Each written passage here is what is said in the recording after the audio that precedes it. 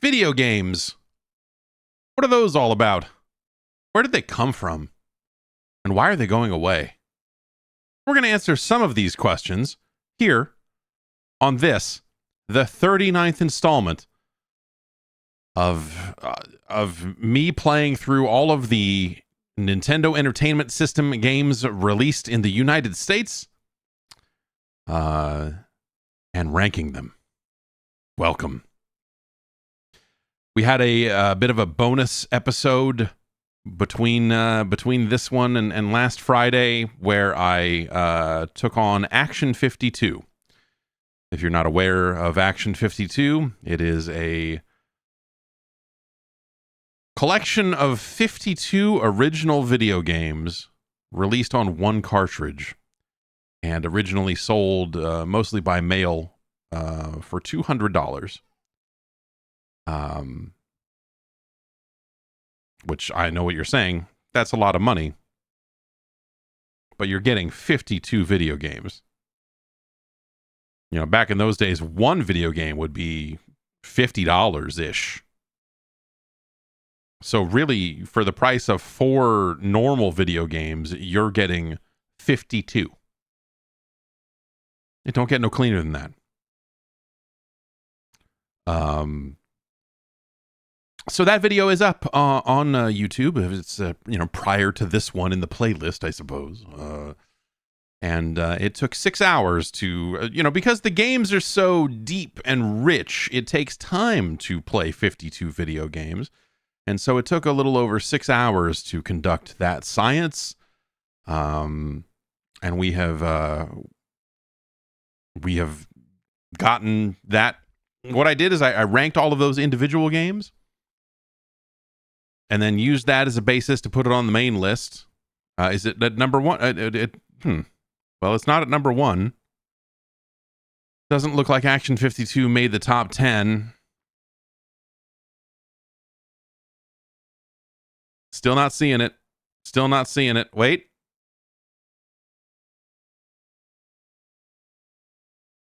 It made it on the list at number 247. So, congratulations to Action 52 for being a top 250 NES game. It's no Master Chew and the Drunkard Hue, After doing that and having allowing that to do some amount of psychic damage, I thought it might be nice to maybe play a good game for a change. And folks suggested a couple of good games recently, and so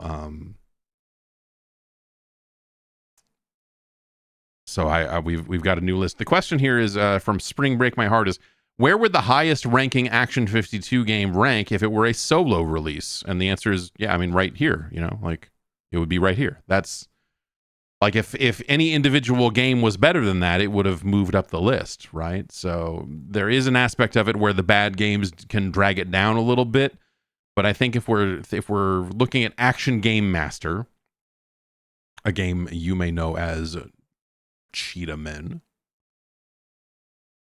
or Ninja Assault, or Evil Empire, some of the top games. Some of the top games in Action 52, yeah, they'd come in right about here. They would come in right about here. Hambo's Adventure would be a top 10 game. We can... No. So let's get into the first game here. This first one was most recently suggested by Tim. It's come up quite a lot.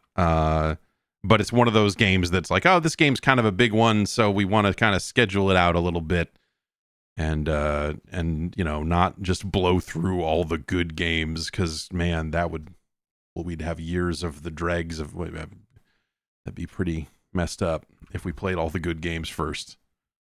At least I remember this being a good game. I could be wrong. Maybe it's terrible, right? Maybe it's a terrible video game. We'll find out right here, right now.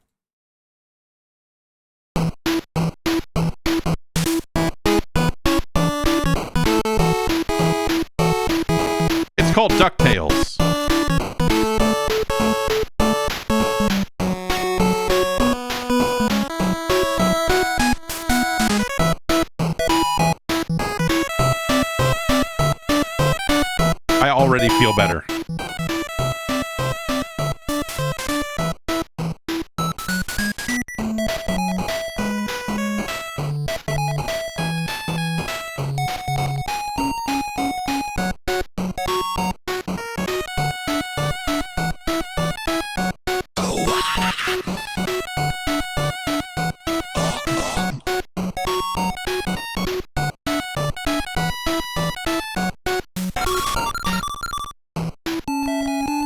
Okay. So, much like a Capcom game that came before this one that we have not ranked yet, known as Strider, you start here in front of a big computer, and you can pick some locations to go.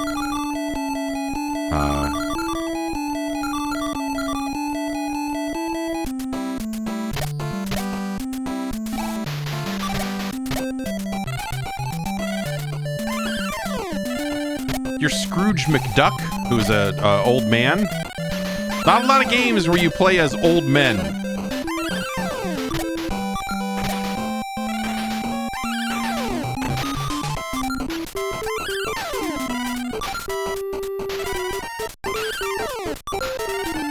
And we have our cane that we can use here as a pogo stick. You can also, if you... Hang on here. If we tee up on it, we can... A lot of gorillas. I don't remember there being such a constant flow of monkeys in this game, but here we are.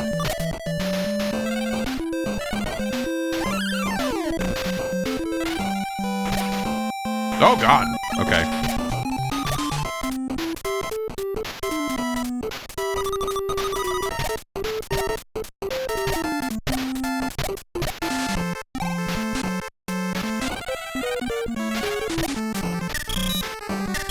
No? Here we go.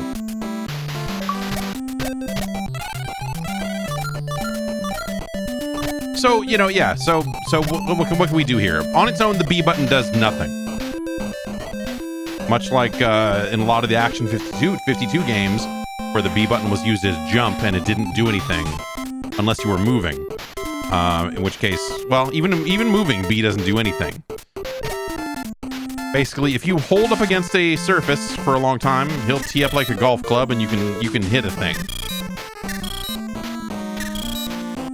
But also, if I hit down and B, that's how we get our pogo stick going. And that's kind of our, you know, primary means of attack and everything. Oh, jeez. I screwed that up. I jumped too light. Came in too light.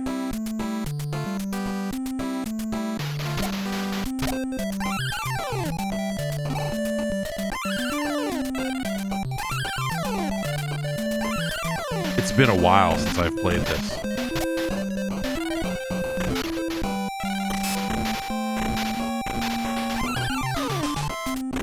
But really, I feel like it, you know, largely benefits you to just keep fucking bouncing. Keep bouncing.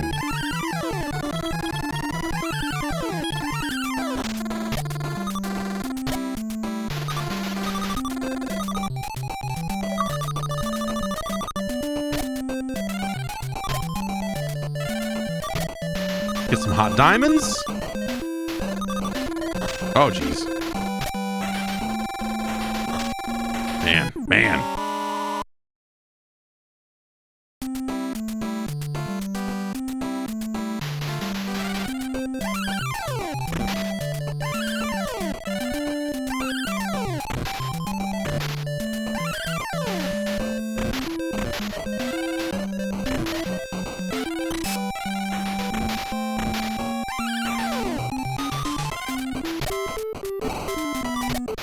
Some bonus diamonds. We don't really need them. Oh. No, it's not really.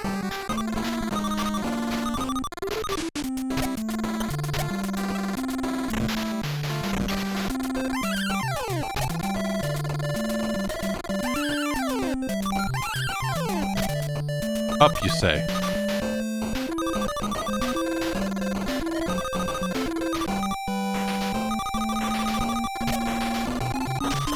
So it puts you in kind of an interesting position a lot, where like, if something comes at you, you kind of have to think it through and be like, oh, I need to jump on this thing and make sure I'm hitting down in the button, and you know, it's you don't really have like a ready B button attack, you know. And I think that's interesting. Man, I'm fucking this up. Oh.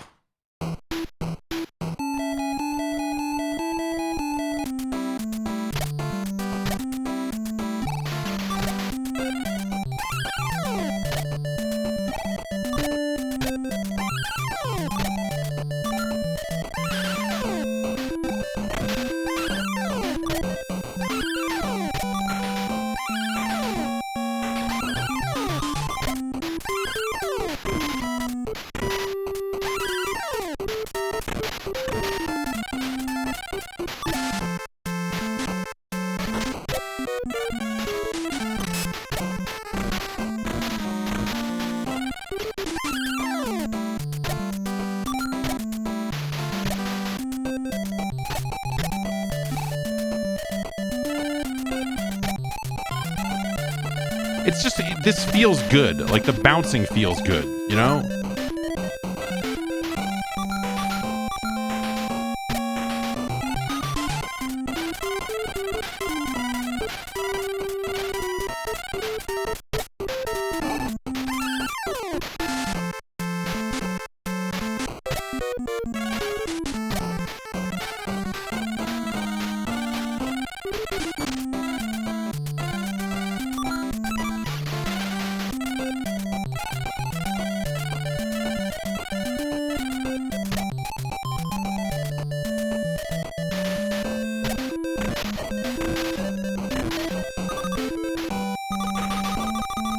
Now we're in business.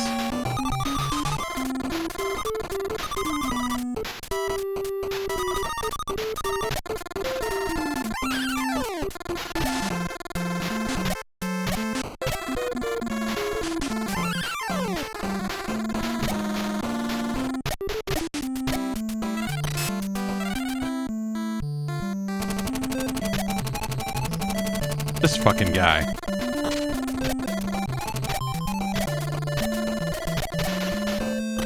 I was not a DuckTales guy. Oh, fuck, man. But like the show, like I was maybe too old for DuckTales.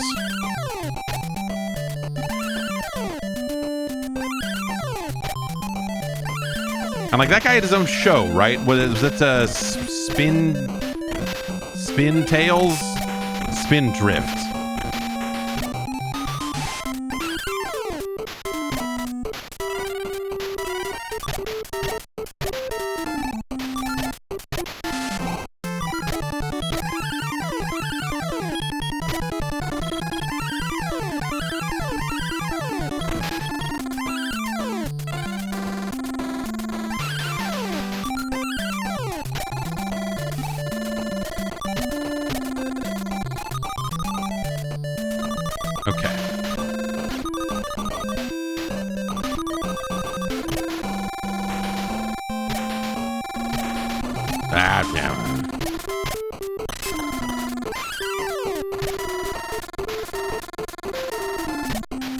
Really good animations here, you know. The way the hat takes a second to catch up with you when you duck is a nice little touch. Come back here, you dipshit. Oh, I gotta bounce up to him, right.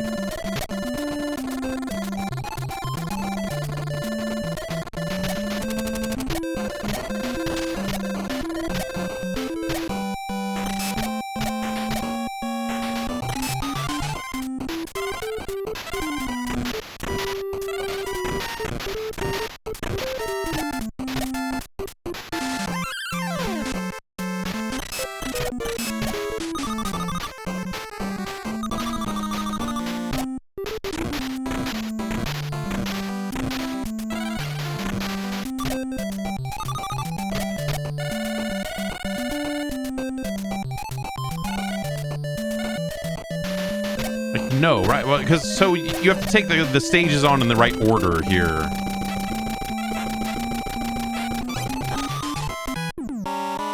Because sometimes you need objects to get further in the stages, and so I don't remember the the order. Oops, screwed that up. Well, whatever. Oh, great.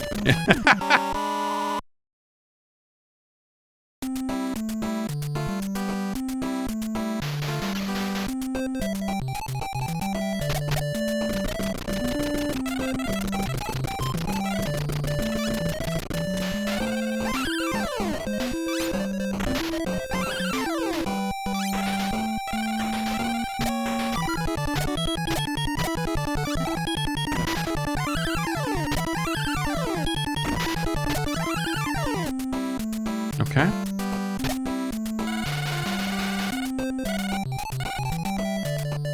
Oh, I don't have that kind of money, man.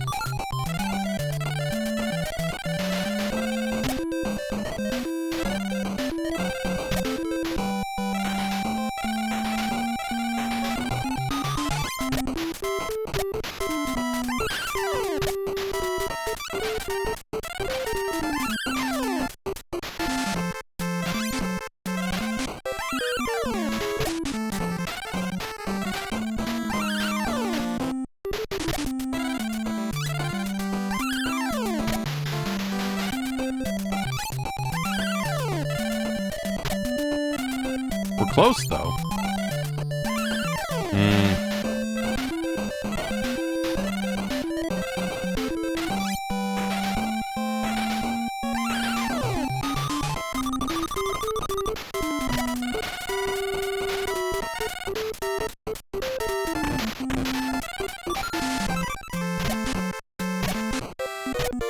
We got over on that statue. Feels good.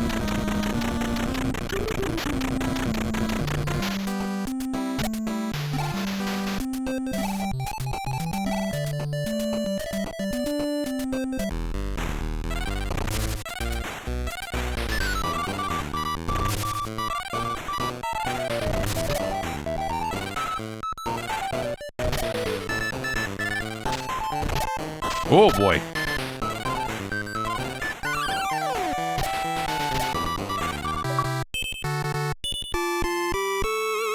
It's a very not Mega Man stage ending little bit there.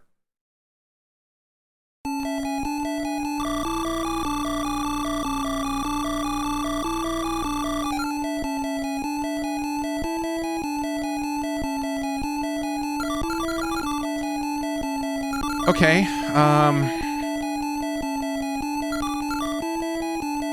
isn't Transylvania like the last stage?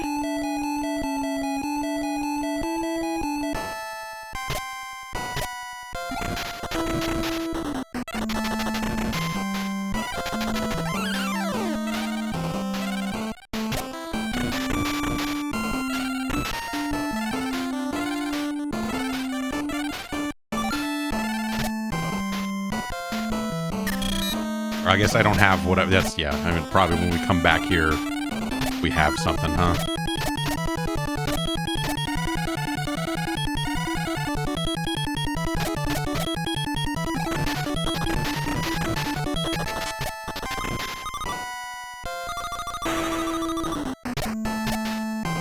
Look at this fucking vampire.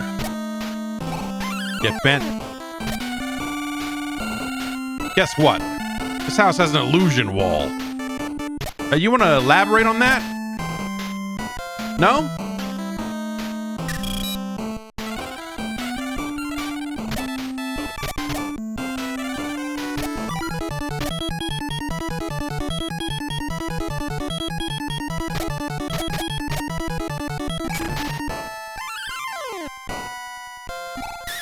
Ghosts!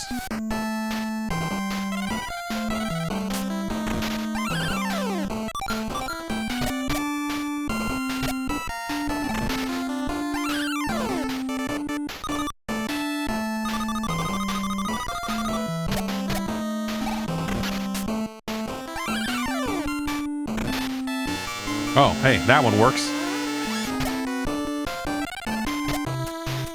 Oh, good, a minecart level. I thought this game was good. Oh God. Ah! Ah! Ah! Oh, that's a really messed up place to start you too.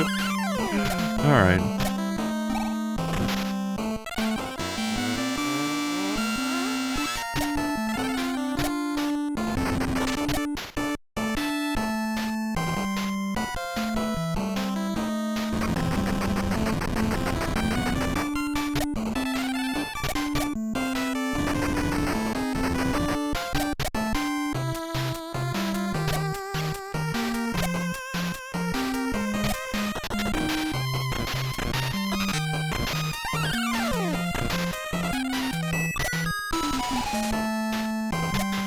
Ice cream.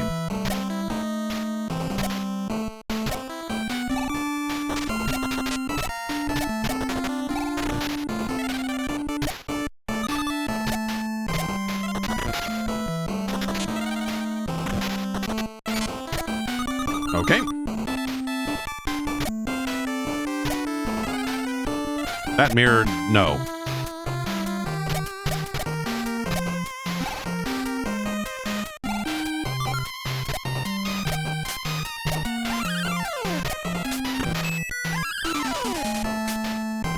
No, we were here. This is the...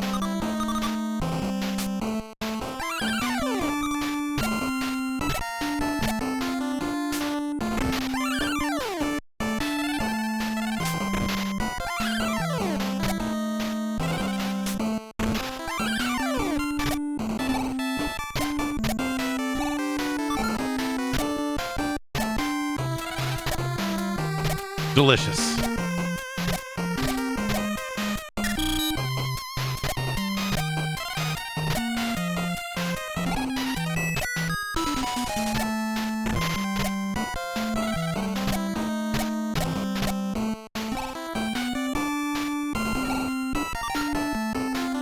Is this an illusion wall? No.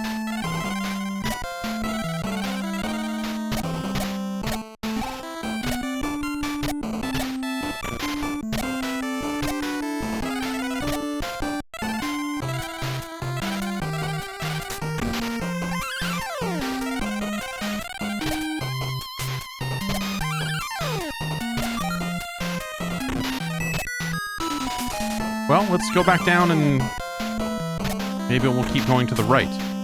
But if I were going to put an illusion wall somewhere, it would be here. For example. I don't know what that was I just got, but...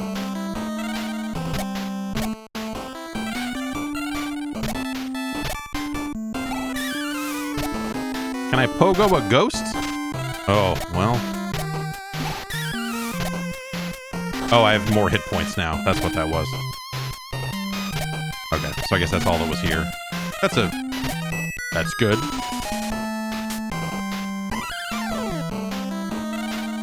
But yeah, I don't know. I rented this game and finished it. I know I did finish the game at some point, but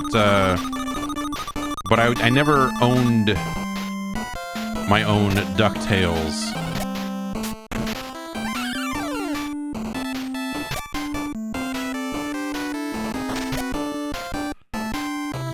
Well, there's no going back that way. Oh, there we go.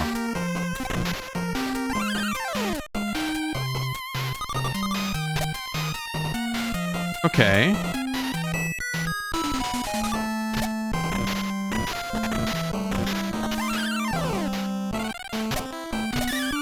Ghosts! Go! Fuck it.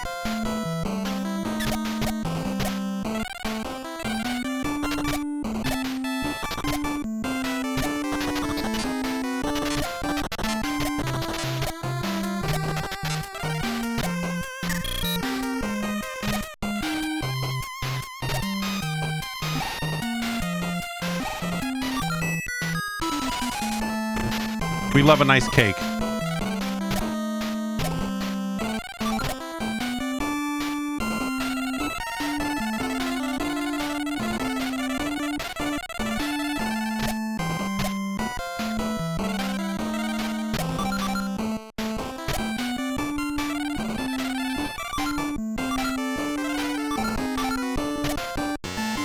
Okay.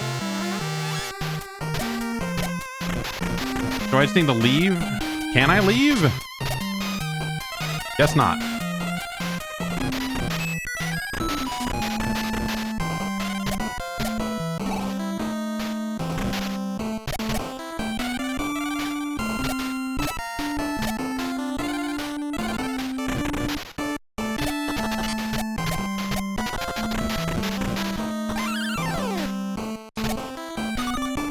Well, we saved Huey or Dewey or whichever.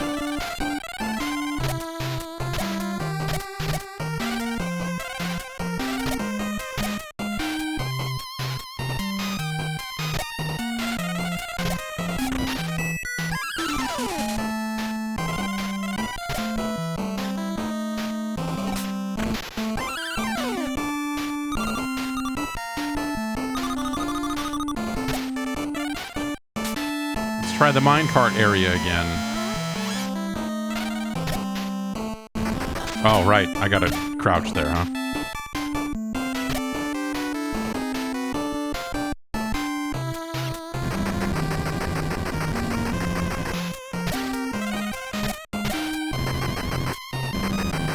Seems weird that falling that way kills you, but falling right over here doesn't.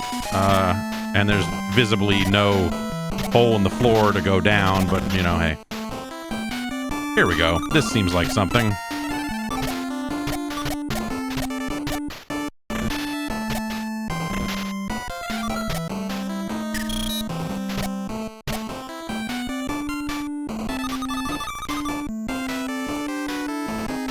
Well, what the fuck?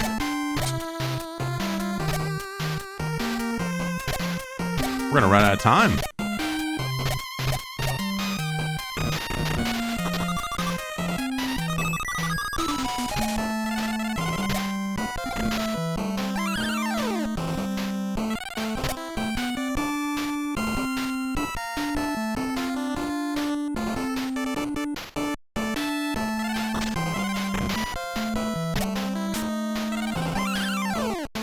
We already did this.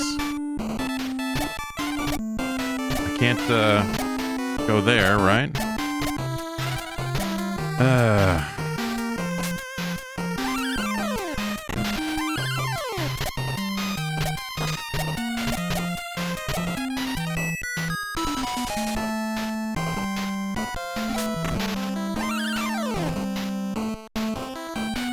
We went this way. But maybe there was another way to go here. It's very spooky with the ghosts. Ah!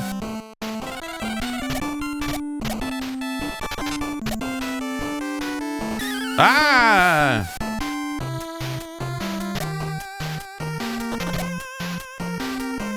Well, alright.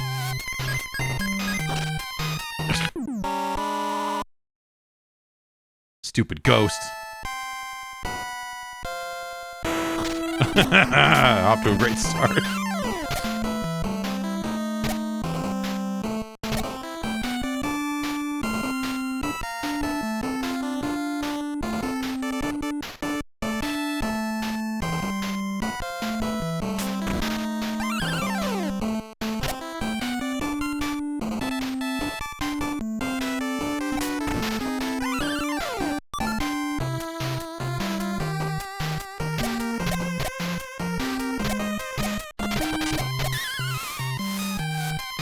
All right, looks like as soon as they drop down, they pop up for a sec there, right there, and I can do that. Okay.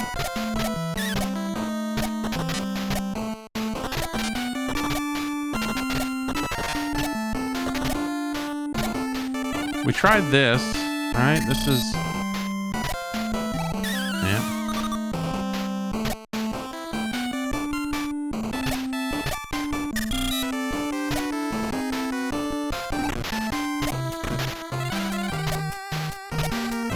I mean, we did this, but this just leads to this treasure room.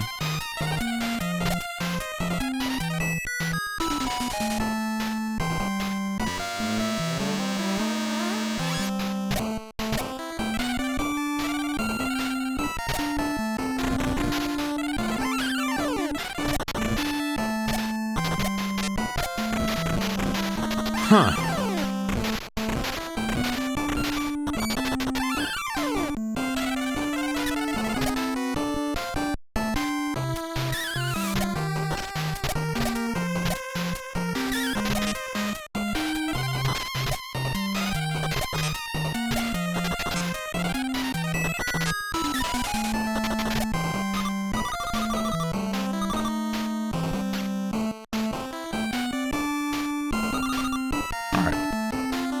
I feel like we've explored this area reasonably well.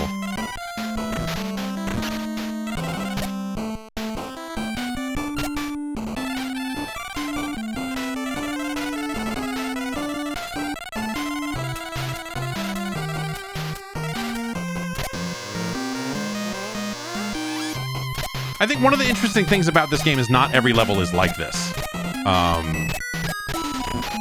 You know, you have a mix of straightforward levels,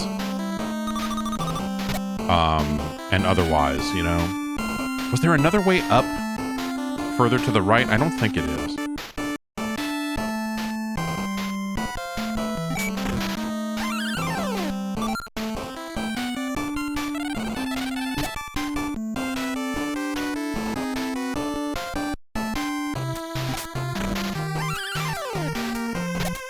And then if we go here, it's just the wall where we get the bonus HP.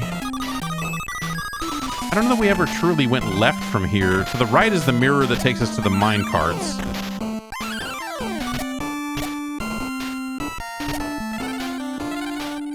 Yeah, no, we did go this way. This mirror doesn't do anything.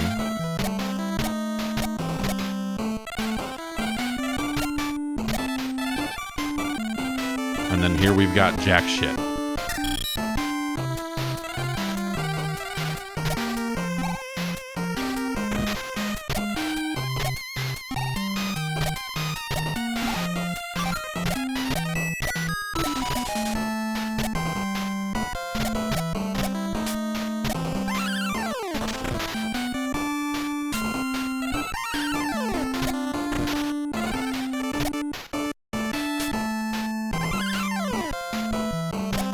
So we'll take the mine carts.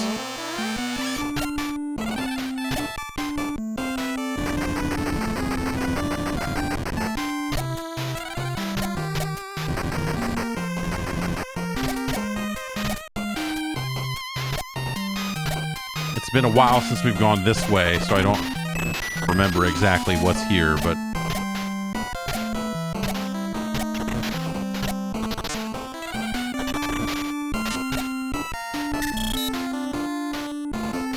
right, just drops you here. Just drops you here.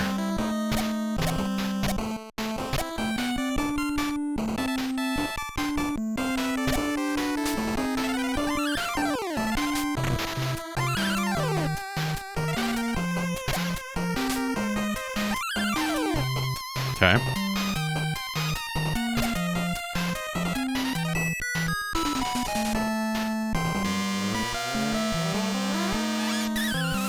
All right, this is an area we haven't been in, so I'm going to take that as a sign that we chose the right mirror.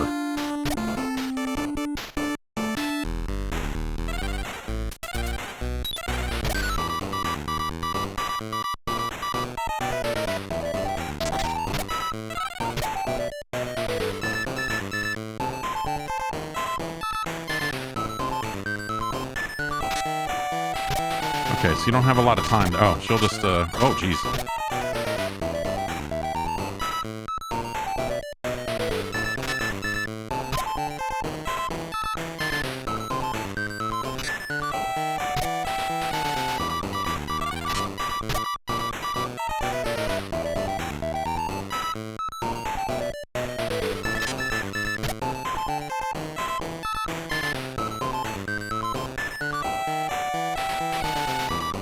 Oh, if I'm not right there, then I can't do it. I gotta be ready to go as soon as she's coming down.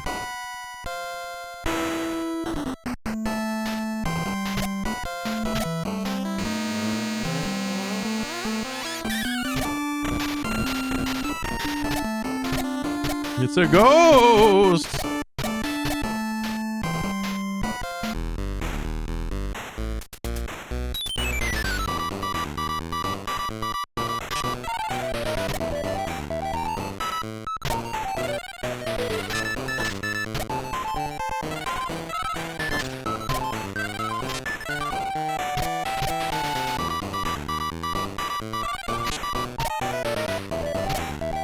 was gonna say, this is much easier when she stays low, and I can just fucking clown her from there, but... Coin me up.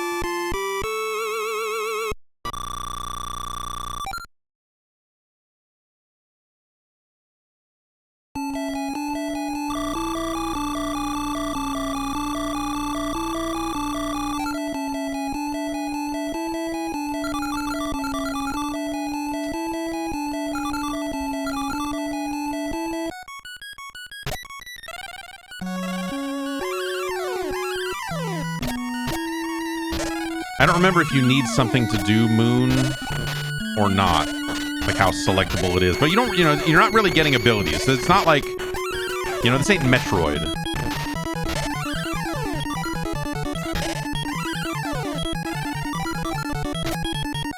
But I do believe there's a sensible order to it, if I remember right.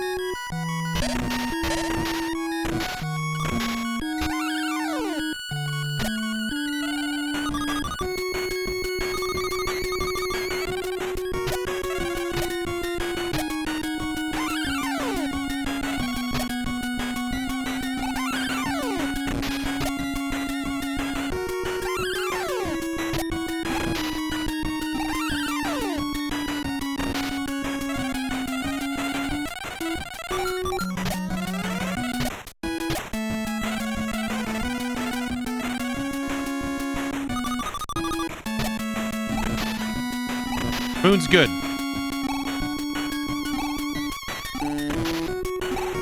You know, like it's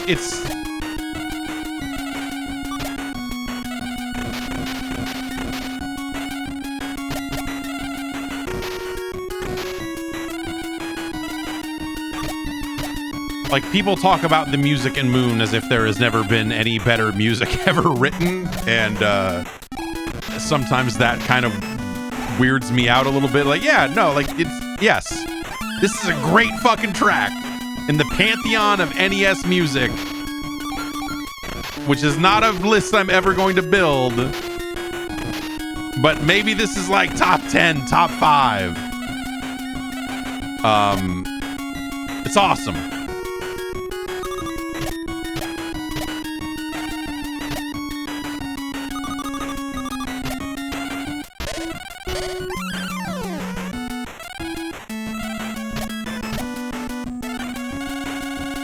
There's a key inside the UFO. Can't go on without it. Well, shoot.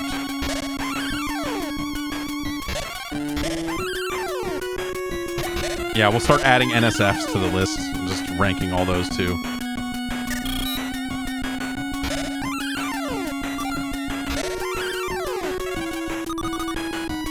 Like, this is, I don't want to take anything away from this particular piece of music. It's great. But I think the conversation around it is sometimes off-putting. The fervor that people have for it is sometimes a little much. It's a hidden treasure.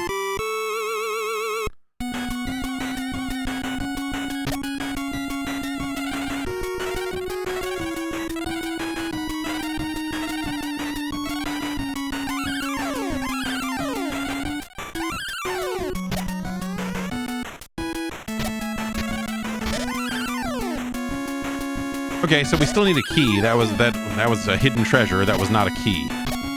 We went over here. We went up here, right? That's, yeah. Oh, whoa. Did we go this way? I don't think we went this way. No, we did.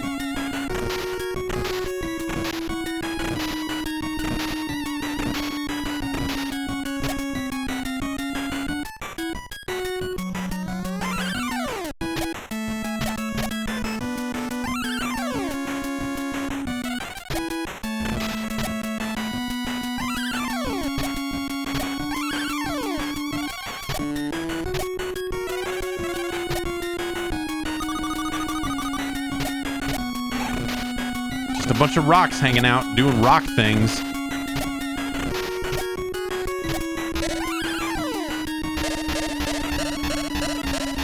Look here, Punch Man. Keep on shimmying until you fall off, and then I'm gonna kill you. Oh, you dickhead.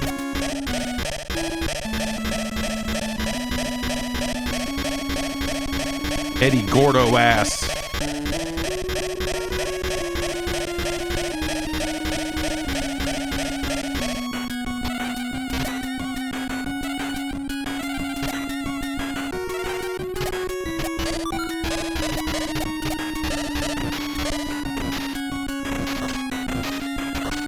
This is a real clusterfuck that's happening right here.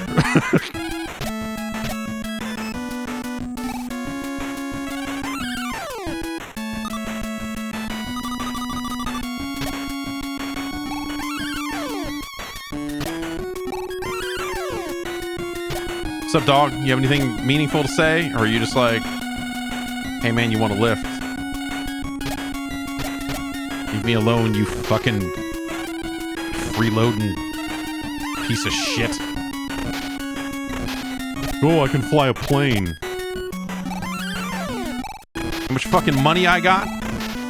I'm gonna build self-flying planes. Just because I don't like that guy. I don't like that guy. I have never watched whatever Tailspin, right? It was Tailspin.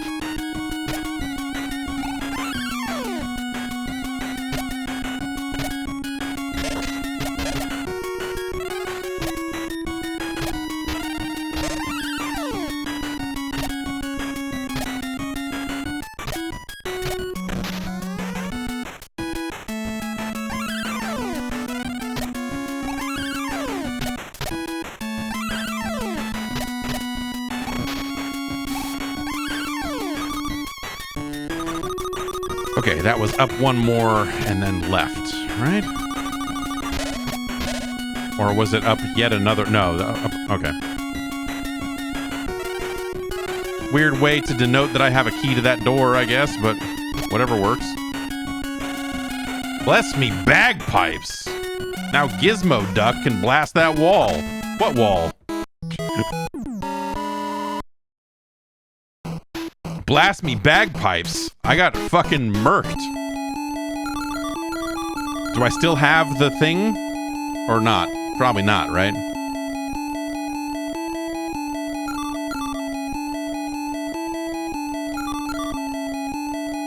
Oh well. The ducks, they yearn for the mines.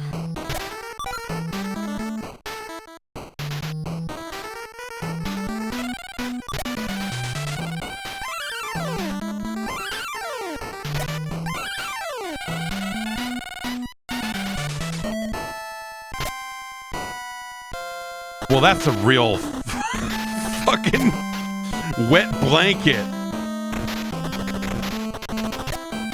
to just teleport me here and not take me back to the map where I can go like, okay, I'll go there later.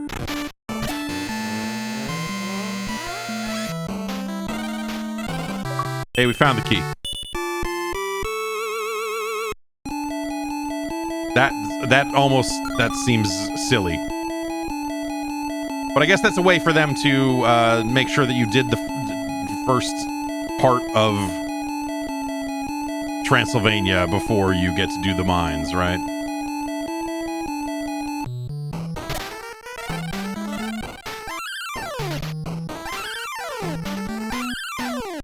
Again, this is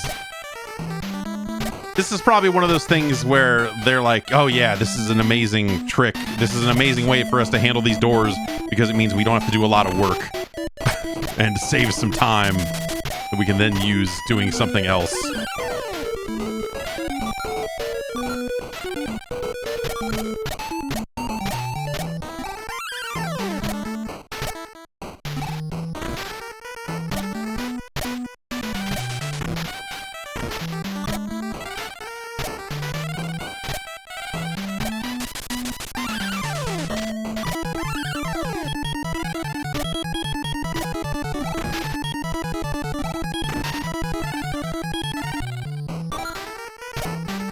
I didn't keep my 4th hit point. That's the shits.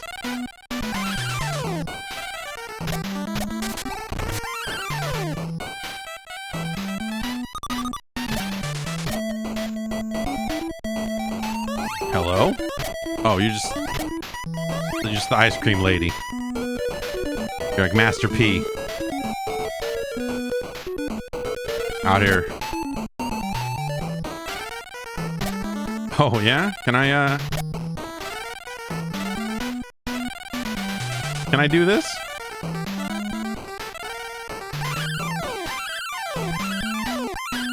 Guess so.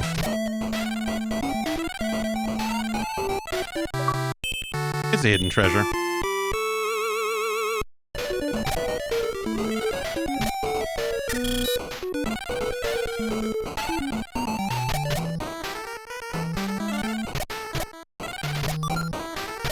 There are a few things about this game that are like a little too hidden, I guess I would say.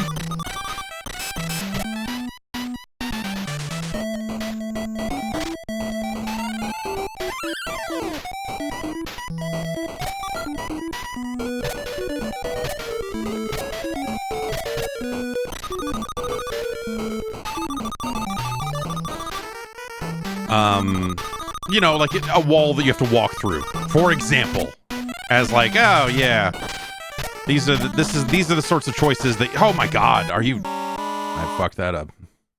I will say that, like, you know, oh wow, am I all the way back at the start of this motherfucker?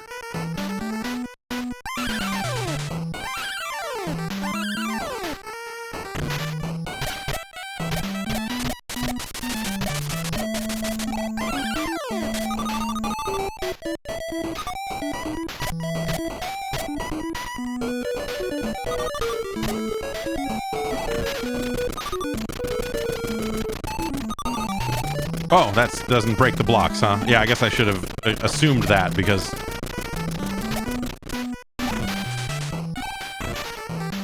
Well, I fucked that up.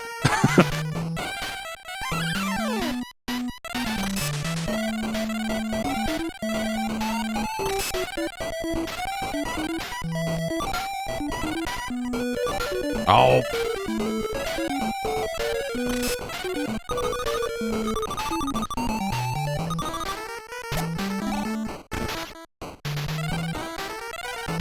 But, you know, hidden diamonds that pop out when you walk over them, and, you know, there's just a lot of stuff like that. Oh, right, yeah, okay, sure.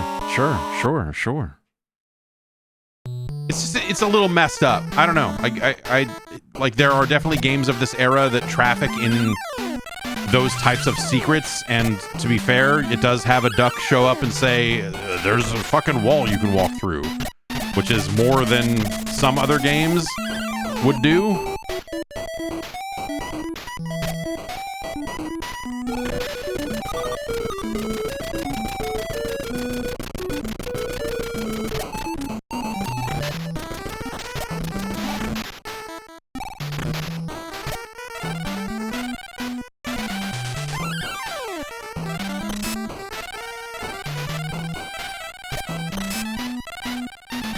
I guess probably no way to get that.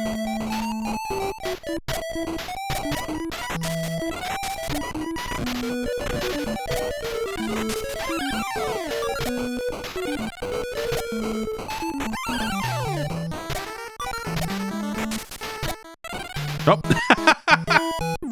The one time I got comfortable and thought like, oh, well, there's going to be a fish guy there.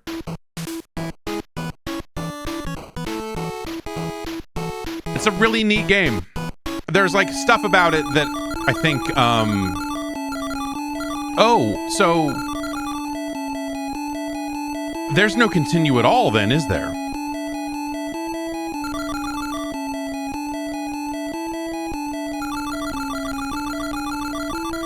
For some reason, I thought I was continuing and able to do that stuff, and yeah, but I guess I'm kind of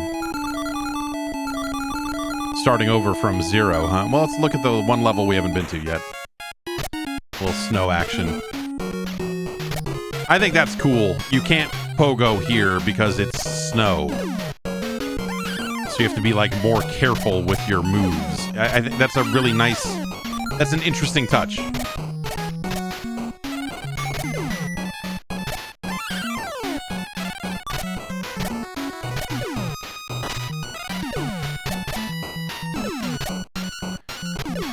This was a really good Game Boy game, if I remember correctly.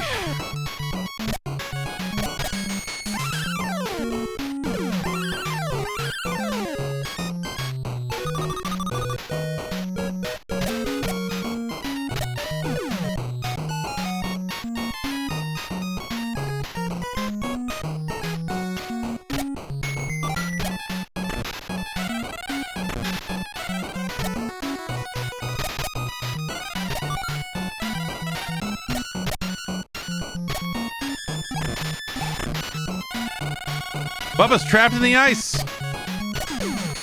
Oh no, not Bubba.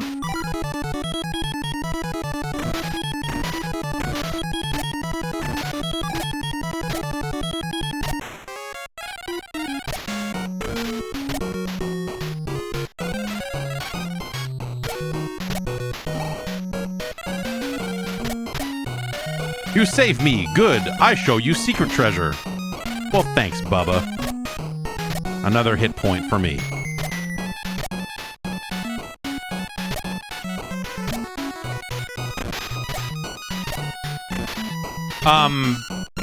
I'm glad to play this because this is a game that I think kind of just gets waved in a little bit. Like, oh yeah, the DuckTales is the most amazing video game ever made, and playing it and thinking about it, it's really good. Oh, I can't. Can I do that?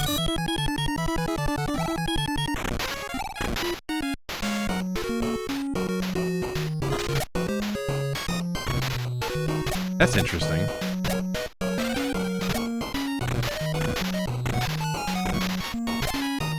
Ow. Ducks, rabbits, slippery ice, all that stuff.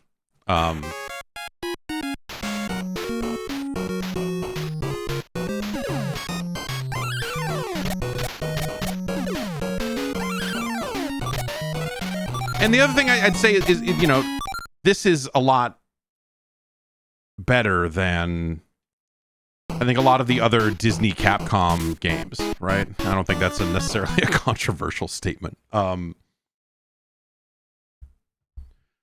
it feels great. The tool set is like really small in the grand scheme of things as far as just like uses for your cane.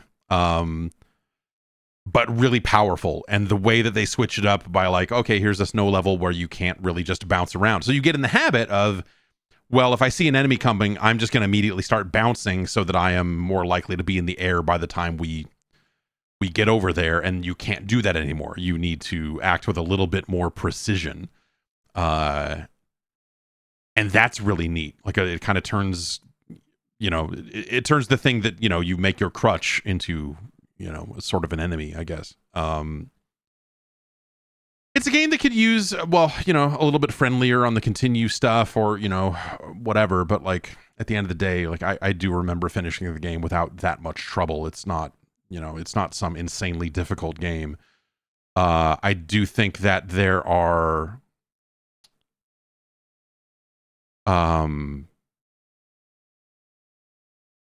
things about the game, right? Like in terms of like, it has an open level select, but it's not always immediately clear what you're doing or what you're getting out of every level. Like, it shows the icon of the treasure on the computer when you're scrolling through, but like the way those things kind of fit together isn't always as clear as you wish it was, I guess I would say. I think that's an aspect of the game that could have been done a little bit better.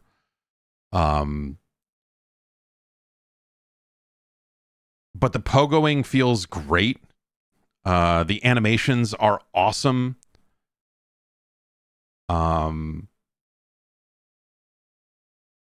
Really good music throughout, good to great.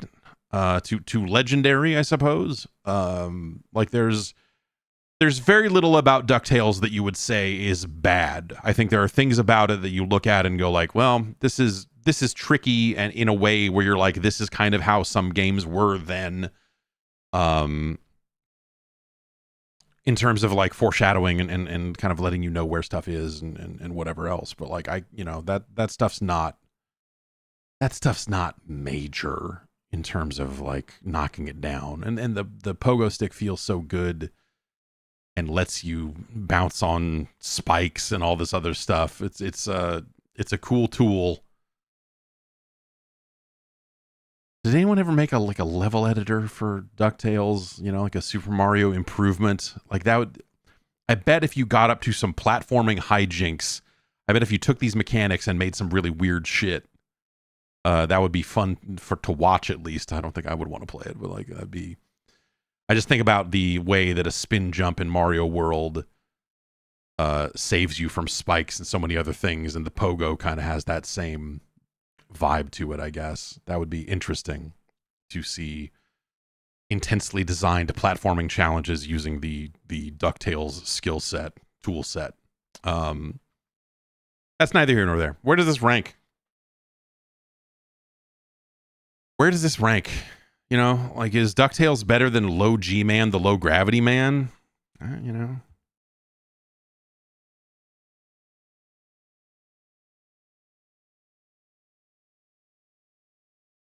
Yeah, it is. Yes, it is. It's better than Chippendale Rescue Rangers, for sure. It's a better game than Mighty Bomb Jack.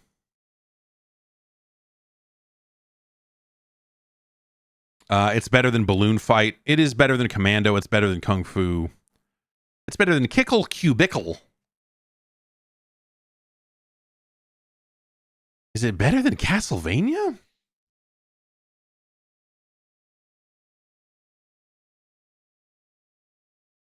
Huh.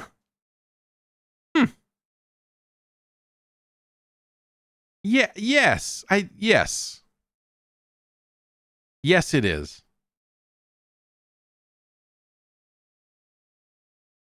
It's better than Mega Man 1.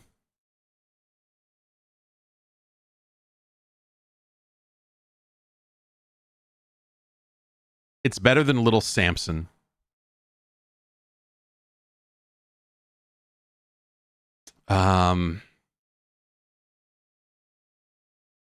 Is it better than The Goonies 2? The Goonies 2, I think, does a better job at presenting its world. And giving you a map and giving you, it's a bigger, deeper world than DuckTales for sure.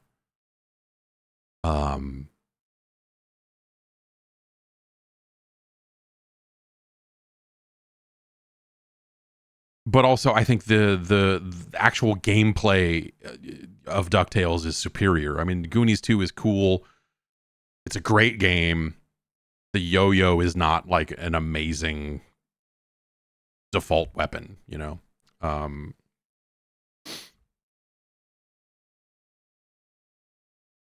It's better than Blaster Master.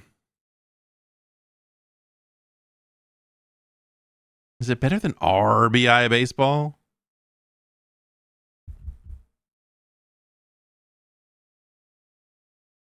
Yeah. Yeah. It's better than Punch Out.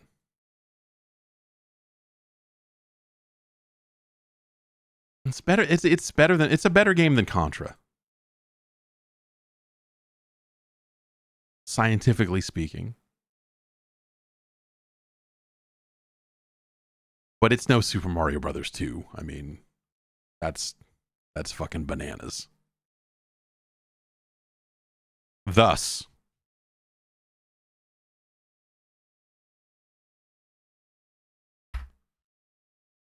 DuckTales is our new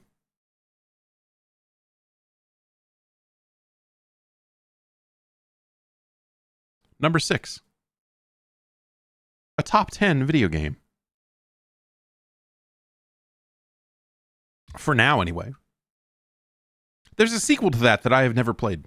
They went and made a second DuckTales at some point. At a point when I don't think anyone still had an NES. But I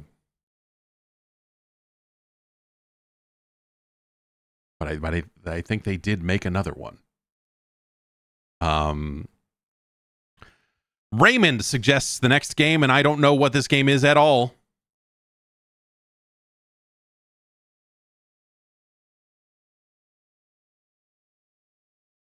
All I know is that it comes to you from your fine friends at Bandai.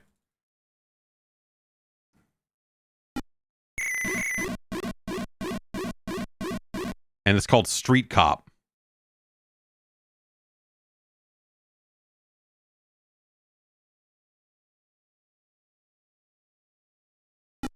Oh, is this a power pad only game? That might be a problem.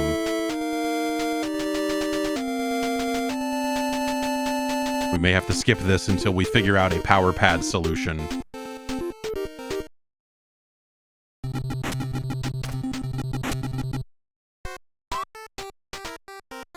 Oh, God.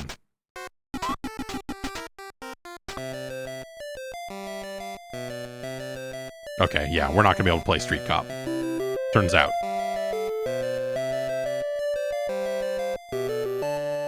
But look at this.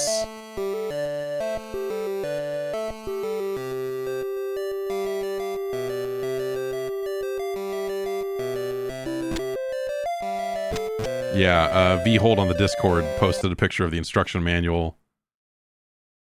So there's 12 buttons on a power pad. I thought there were only 9, but I guess, yeah.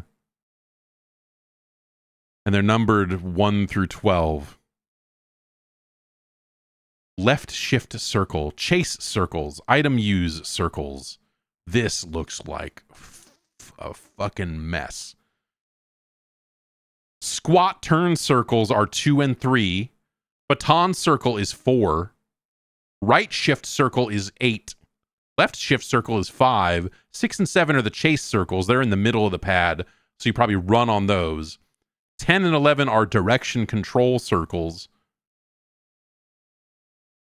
Oh, and then you also have to have a fucking controller in your hand because you need the A button to swing the baton and the B button to fire a pistol and or throw items. This...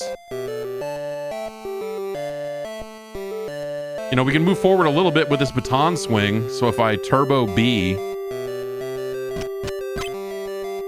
And now we can hit A to throw shit. Wow, okay. So we can't play this. We can't do this one, obviously. And I don't know how we will.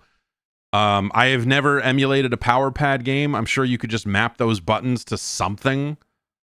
I'm trying to think, what is the right device for that? I guess a keyboard. I mean, I guess ultimately it would be a keyboard. Maybe when the glider comes out, I can use that for 6 and 7 on the feet. I could get a power... Yeah, I mean, I guess I could get a power pad and a fucking snack converter for the NES, but I don't... All right. Well, you know, we'll get to the next game here in a sec, but let's... How much does a fucking power pad cost? Too much, right? I mean... Oh. That's not bad at all. $30 for a used power pad.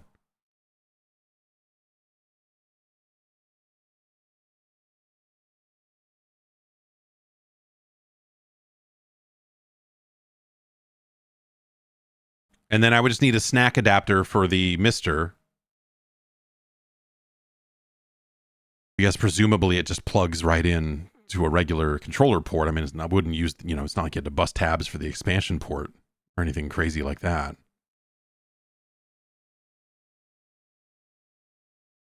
Yeah, it looks like they're in the range of $20 to $30. There's one on here that's $10 tested and working. There's one here that's $80 new is what they're saying. And I don't know that it's... it looks newish. Looks newish. Fucking goddamn it. Am I going to have to...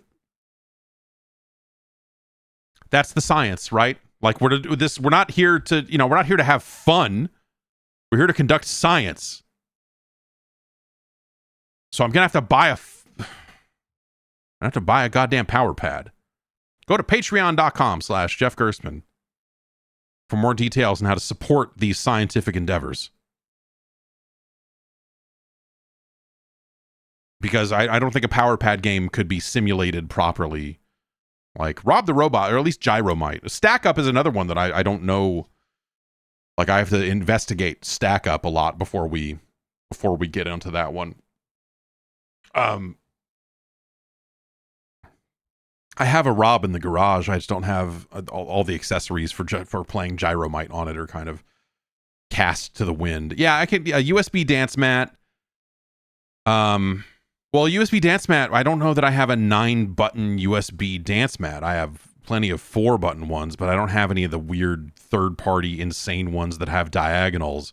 And most of those, I think, just map. Well, I don't know if those are mapping separate buttons or anyway.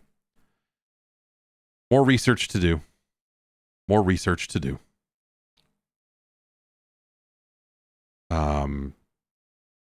Chubbigans suggests the next game. I don't think this one requires any additional hardware. I'm not optimistic about this based on it's a sequel. It's a licensed game. It couldn't be worse than its predecessor, right? It's Ghostbusters 2.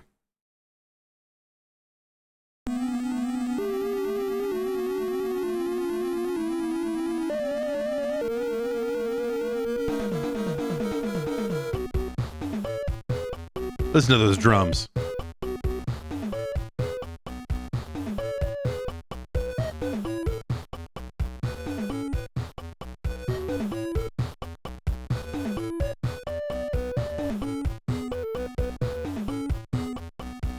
I'm feeling these drums.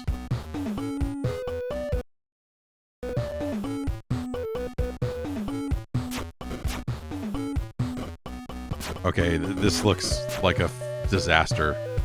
Like, what is this shitty Moon Patrol clone? Okay, let's get into this. Oh, okay. We'll play one player, Slimer. Okay, yeah, Vigo is here. I, Vigo, the Scourge of Carpathia. Yeah, the Sorrow of Moldavia will defeat you. Great. Yes, very on brand. All the while, the slime was under the building. So we backed up, regroup.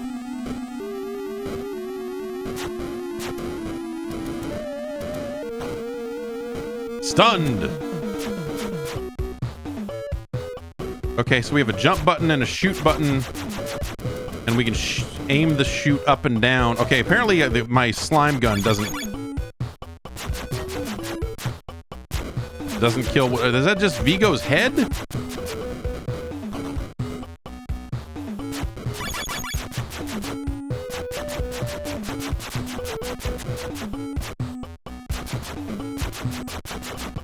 Okay, apparently the spiders are immune to the evil gun.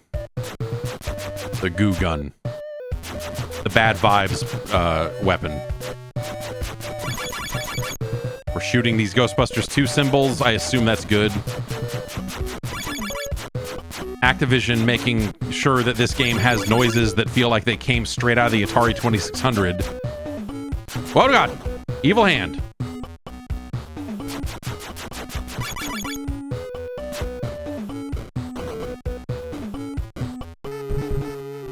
Game over. Vigo is... Amazing! Look at this image!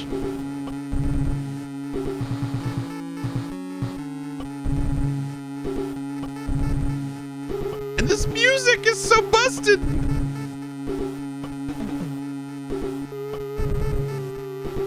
Activision had a rough go of it in this era. This is, you know, there was a while there where they changed their name to Mediagenic and they were near bankruptcy, and well, thankfully one Robert Kotick came in and saved the day, right? I mean, right? We got to give it up for your boy Bobby.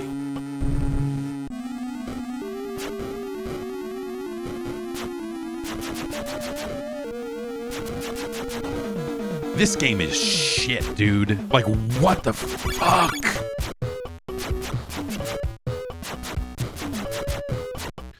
Like, it has all of the range of it. Like, it feels like an enhanced 2600 game. Between the sound effects and just the basic concept of, like, look at these spiders moving this shitty pattern, and oh, there's a bouncing head, and, like, it just feels like someone said, like, what if we did Keystone Capers, but different?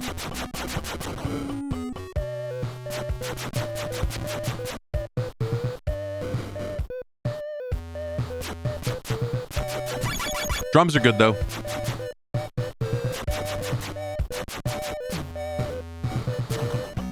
Slimed.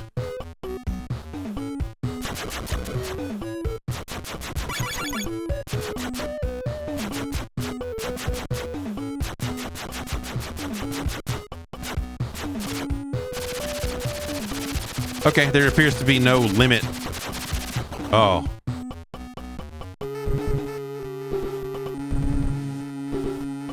Vigo is free and he's huge. New York is fucked.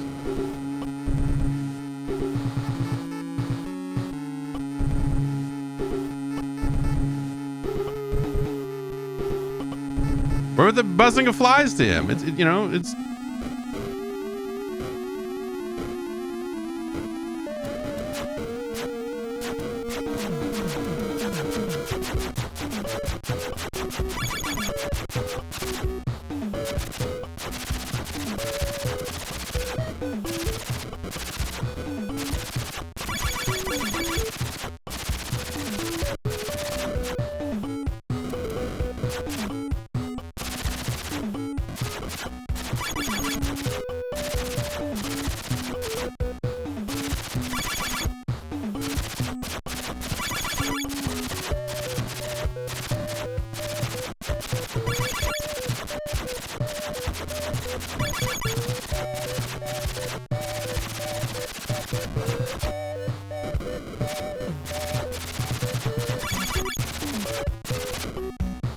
Ah, it bounces different.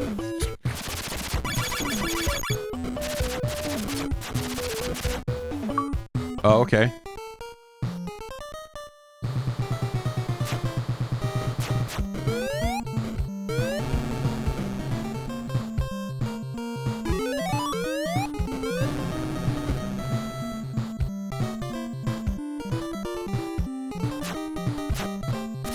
Literal fucking white sheets. What?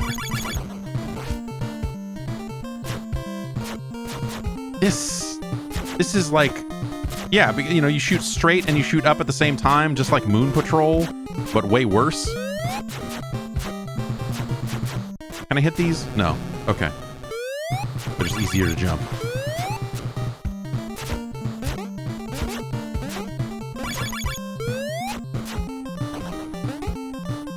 Our car got slimed, dude. Are we on our way to a kid's birthday party? I liked Ghostbusters 2.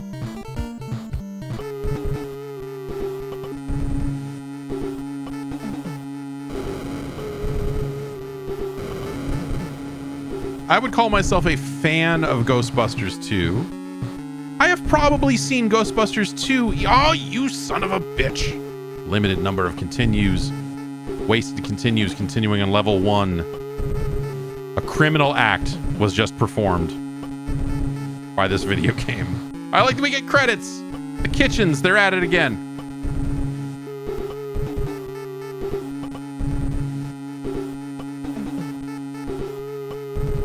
Alex DeMeo, that name is familiar as well. I can't quite remember why. Thanks to Rick Booth for all the technical wizardry.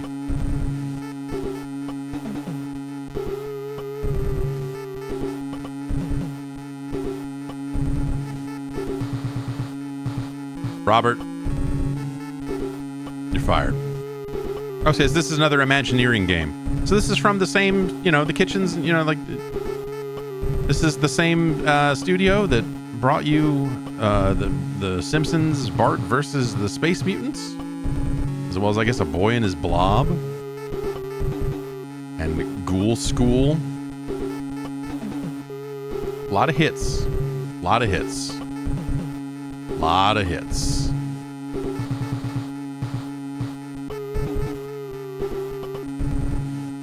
At the stroke of midnight on New Year's Eve of the last decade, the 20th century, America's largest city is about to pay for the nastiness of its inhabitants. Now, see, this game was made in Jersey, so I think they had a real, they were really keyed in to just how shitty people are in New York, you know?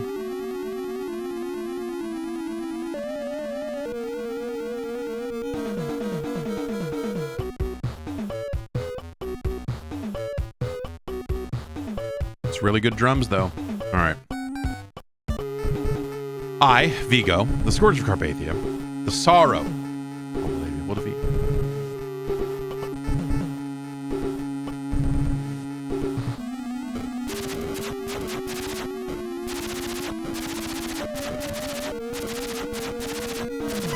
It's interesting, you know, like, I feel like some of these Imagineering games, you know, made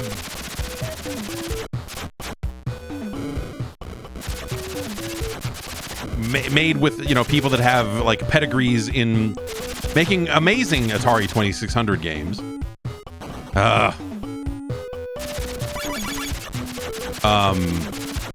That you still see some of that design, some of those concepts on display here.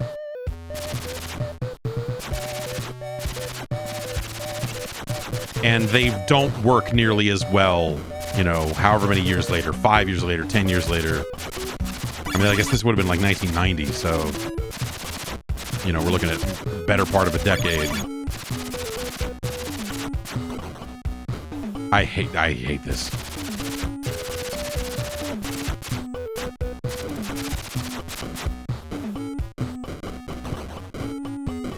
Guess I gotta jump that one when it's low, huh?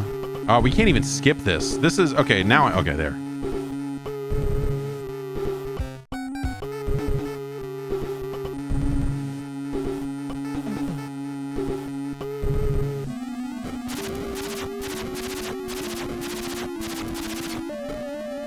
You know, were they making some 7800 games at the same time that they were making this stuff? Because, like, this feels very out of step for the platform. This one, I would say that more so about this than some of the other games this developer made.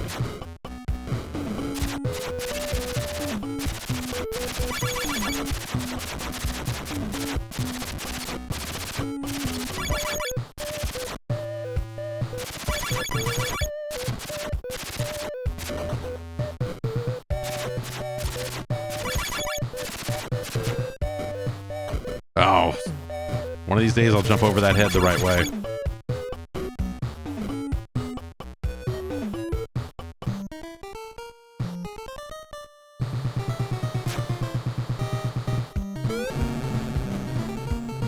Awesome.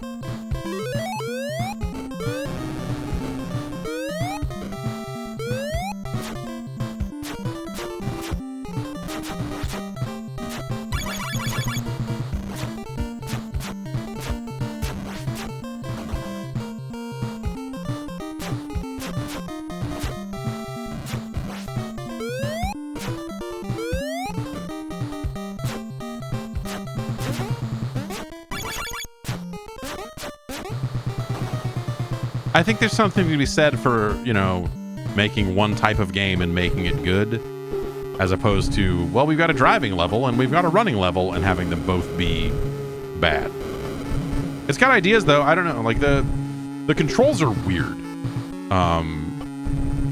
Okay, can we at least continue from this part now?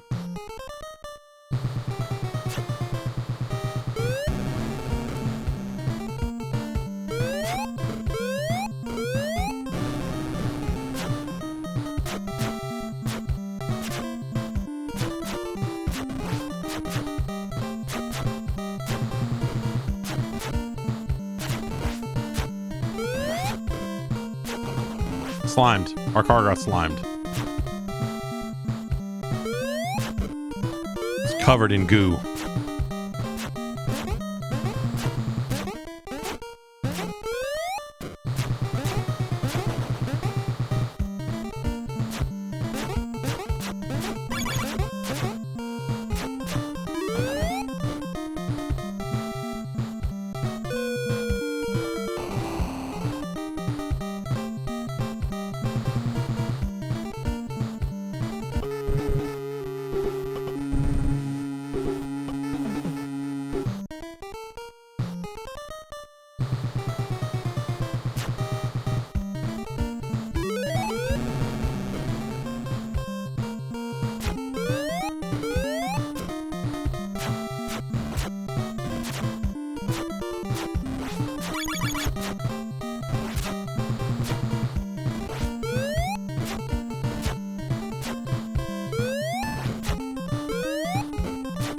Oh!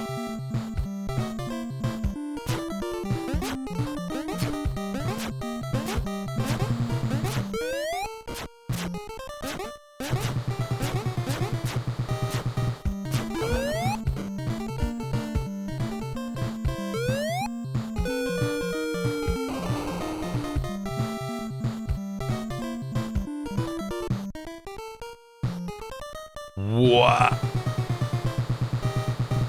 So if you fall in the fucking hole, you restart the entire level?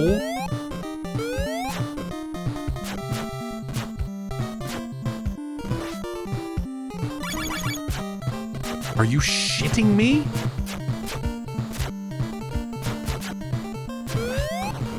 Are you sliming me?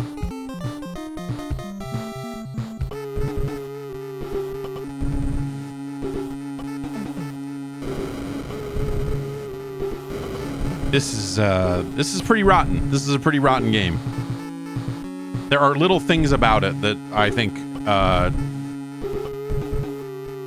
show signs of promise, but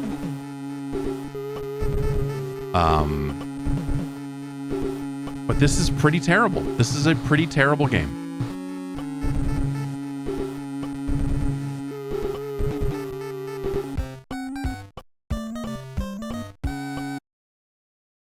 Licensed games, you know? This is the era when I think a licensed game really became that kind of scarlet letter situation, right? Man, it's a real crap fest. It's no DuckTales, I think we can say, with some safety here. You know, Top Gun is a better licensed game. For sure. I would rather play Ivan Iron Man Stewart's Super Off-Road. Definitely.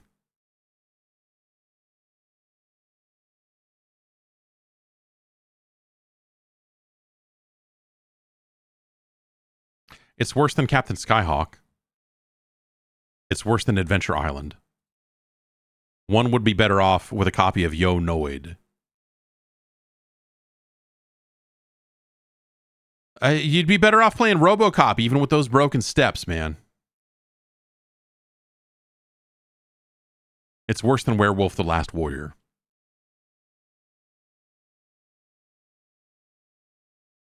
It's better than Ghoul School.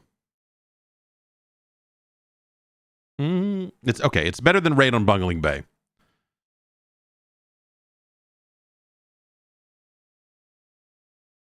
It's worse than Renegade.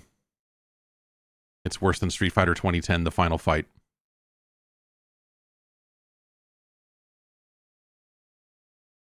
It's worse than The Adventures of Tom Sawyer. It's worse than Ninja Turtles.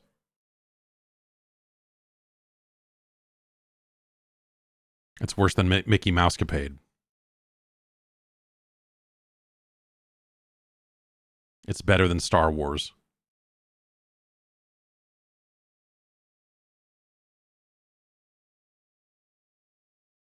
It's better than Wheel of Fortune, because that's just not a great rendition of Wheel.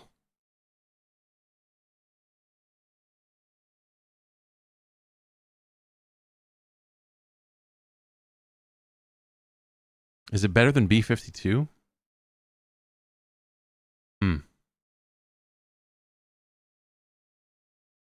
No.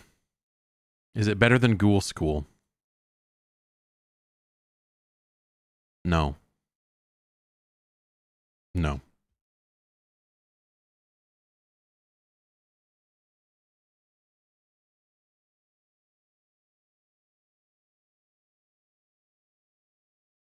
Yeah, I don't know. Ghostbusters 2 is a great movie. I have not seen any of these new Ghostbusters movies.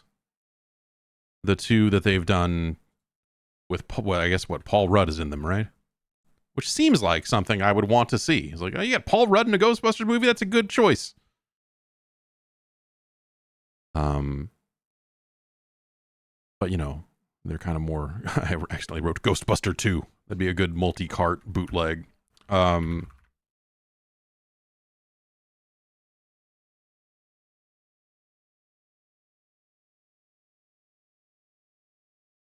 don't know. Like at some point, I think they spent too much time talking about there's too much footage of Dan Aykroyd trying to tell you about the next Ghostbusters and how he's like. They spent too long interviewing Dan Aykroyd, going like, "I got the script and it's ready. We're just gonna get it made." And, like decades, and then they put out that game, and then every time they did anything like that, you had Aykroyd out there going like, "This is Ghostbusters 3," and you're like, "No, it's fucking not." The one, did they just call it Ghostbusters? The reboot with what's her face in it? I liked that movie. That was fine. Like it was I don't think that they captured the vibe of the first two Ghostbusters movies, but those games were all right. That movie rather was all right for what it was. But also I got to a point with that where I was like, okay, like I don't need to see more Ghostbusters. So when they got to the point where they're like, well, we don't want to make another lady Ghostbusters, so instead we're doing kid Ghostbusters. You're like, okay, like just stick to something. Like it's just it's weirdly desperate. So I don't know. I have not seen the kid Ghostbusters movies. I'm sure they're fine.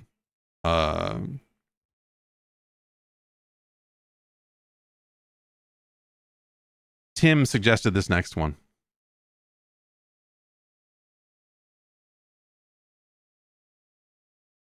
And we'll see how this one goes.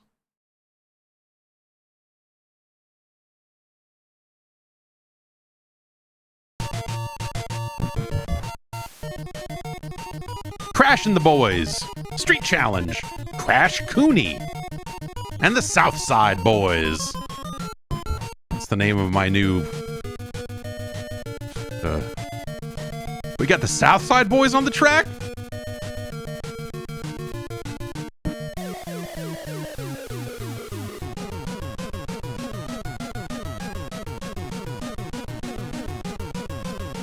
Todd says, "You're going down, Cooney."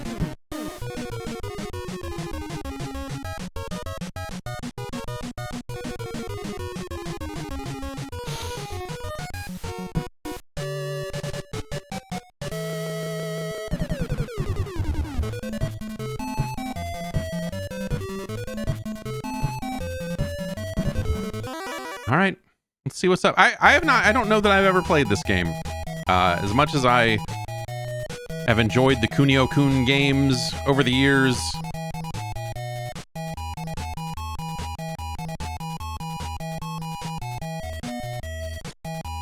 what a disgrace he is to us. You suck, Todd.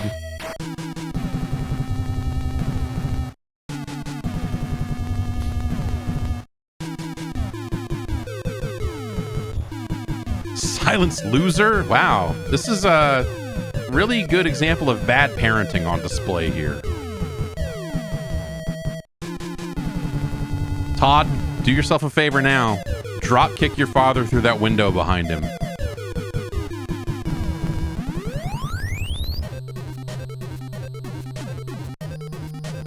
An unsanctioned contest.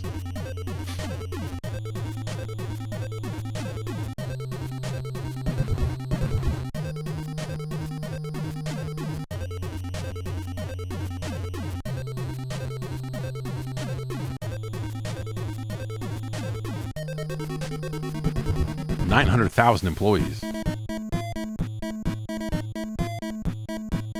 Skip. These are really good dickhead names for these guys.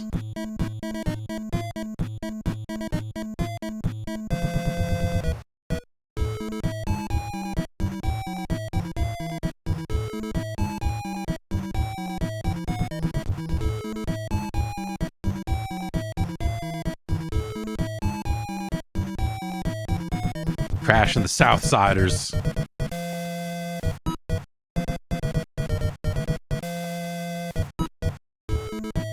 Yes, we must find Spreckles and Van Smythe. What? All right, yeah, okay.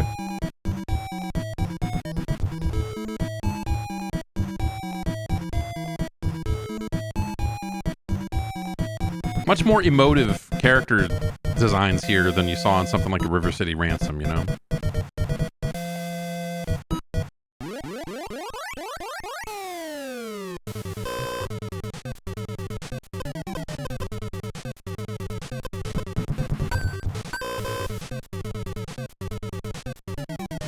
Okay, we got 400-meter hurdles, hammer throw, swimming, rooftop jumping, and fighting scene.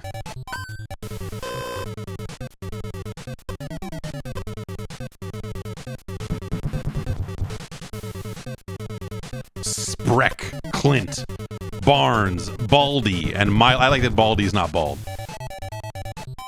Oh shit, you got Spoonie? We got Crash, Cheese, Dragon, Sting, and Noise. It's Sting! I feel like you gotta go. This is a wild event.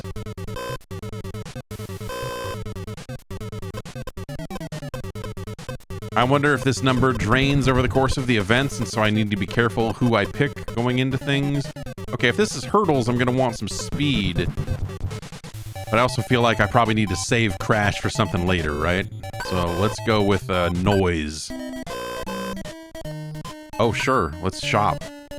Does it have the shop music? Oh, okay. We can walk. Weird, okay. Yeah!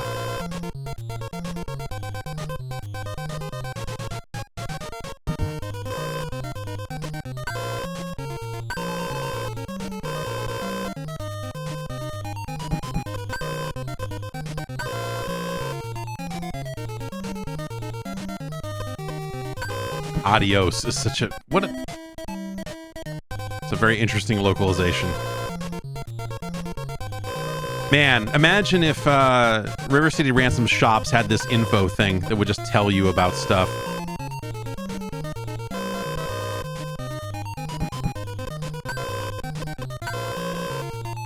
You sure you want to know about this?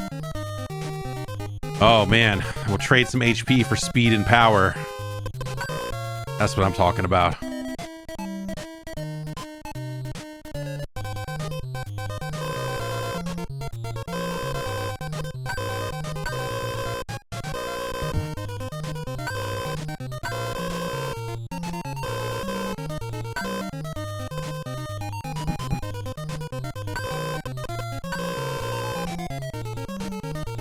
Shoes, shirt, and brass knuckles.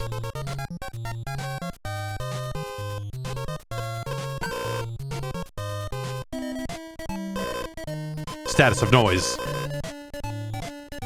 Yeah, come see my band, man. We're fucking playing. It's our new project, Status of Noise. We're pretty sick. You know, I don't want to brag, but we're pretty sick, man. Yeah, we're playing all our hits. Spin Kick, Spaz Roll, Greaser. Alright, so is this a mash buttons thing, or what is this?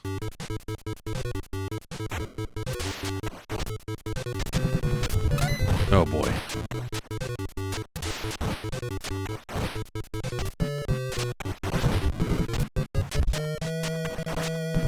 What do I do to fucking move, man? Oh, I have to keep pushing right. Okay. I can't just hold right.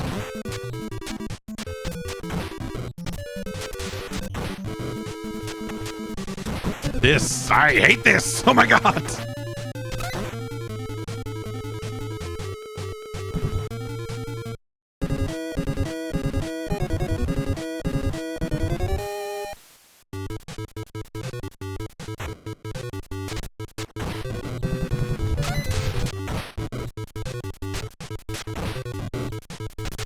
Like, I have no idea what's happening, dude.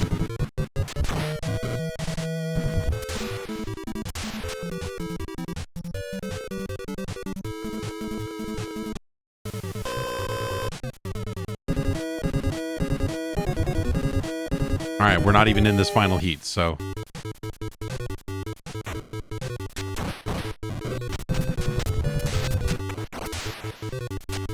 Like the controls, you know, you can shoulder bash through the hurdles. You can slide under the high ones. Okay, it looks like you can pick up wood from the... I mean, it's neat. But I feel like I had no time to ever learn any part of it. Like, they really just throw you in the deep end, huh?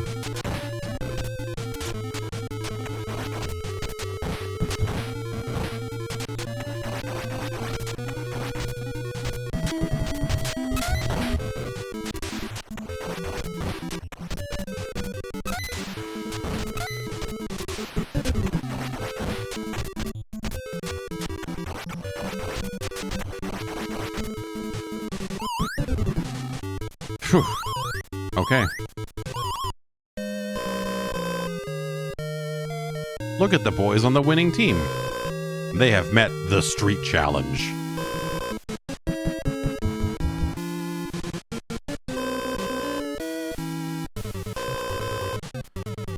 This event combines hammer throwing and golfing. Okay. Noise got fucked up.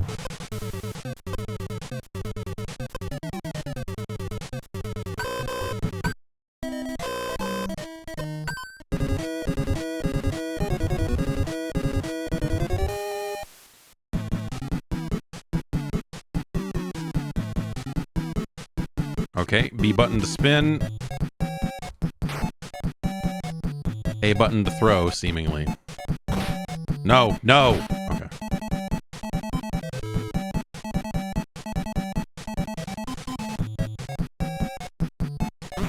Oh!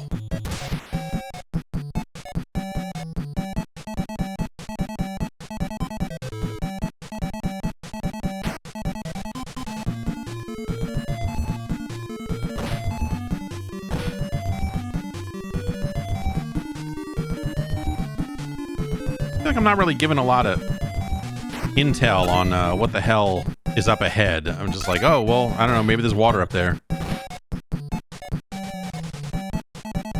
Okay, it looks like the D-pad doesn't do anything.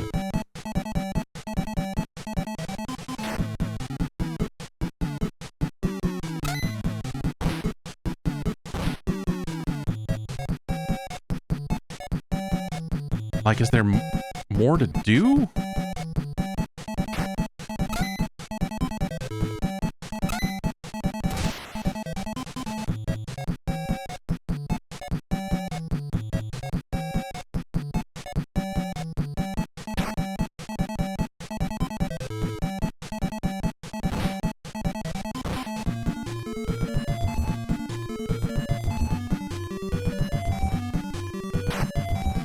It doesn't feel like, you know, like in a lot of games like this, track and field style things, you would hold down the A button to get a different angle on the throw and whatever, but it doesn't feel like this has that.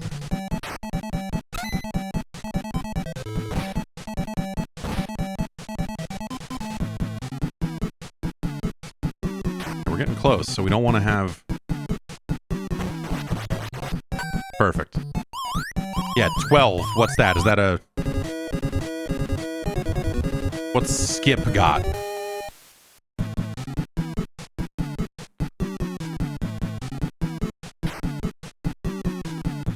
The fuck, Skip? I couldn't throw it like that. Fuck you, Skip.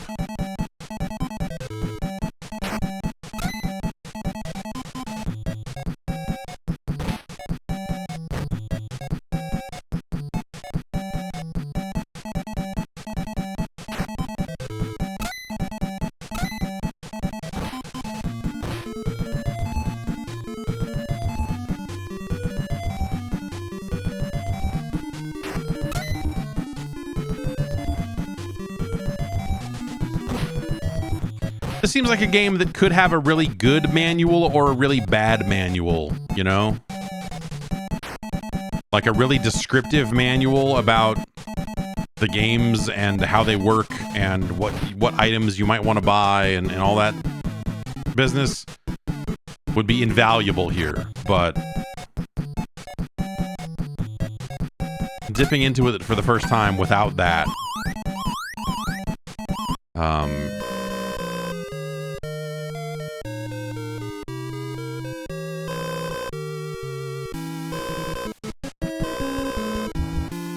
right, well, we finished second. This event is a fierce battle in the canal. Yuck. The loser is the one who sinks first.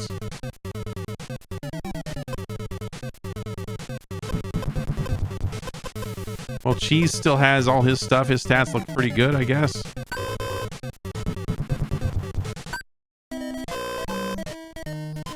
What would we need to buy to do well in swimming?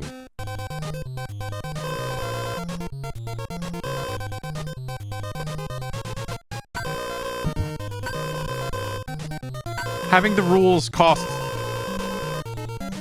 currency is also shitty. Oh, that's not even that useful. You're like, oh, what buttons do I hit to do stuff? Like, that would be nice. I don't have a silver, so I can't.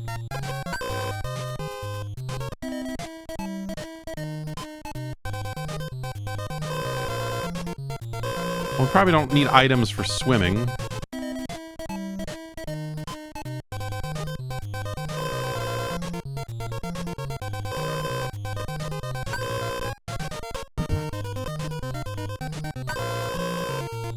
Ah. No, wait.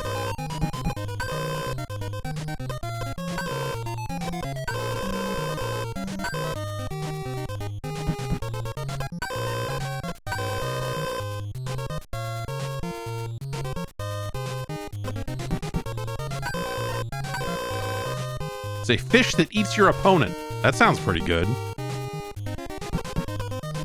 Will it let me cash in a gold for some silvers? Or what's the... Okay, yeah.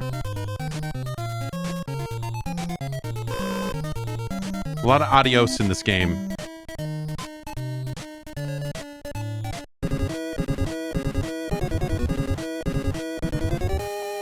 Just like real life, gum will make you breathe better. Oh, what do I hit here? I see. I see.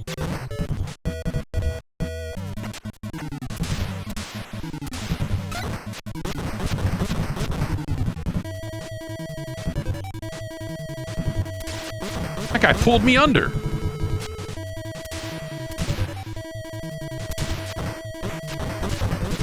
This is... what the...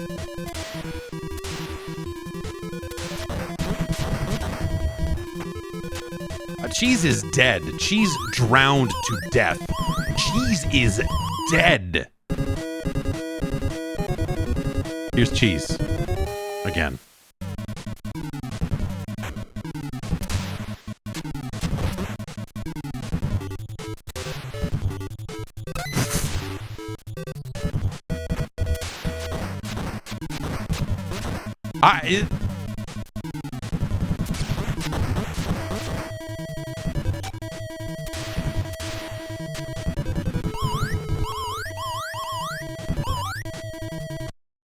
That's a neat...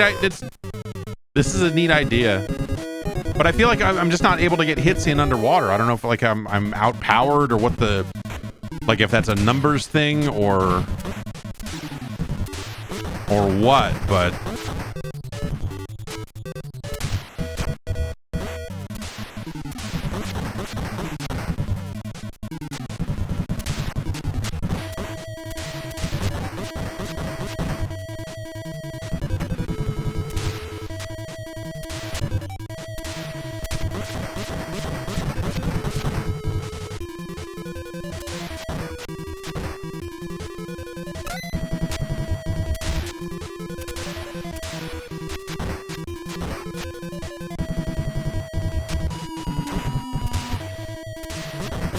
Seems like it would be fun to play with people.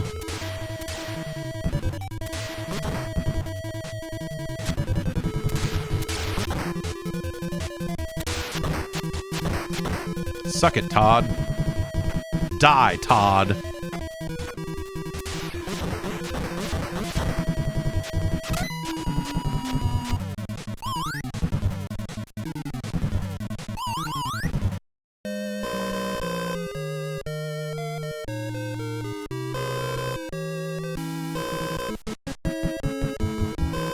man. This event lets you jump from roof to roof. It can be dangerous.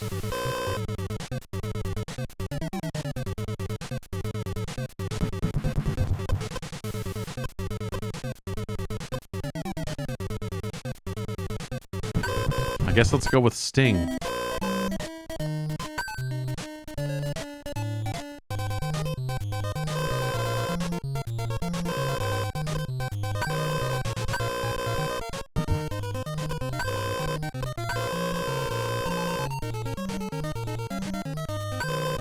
That seems useful. Let's buy 3 of those.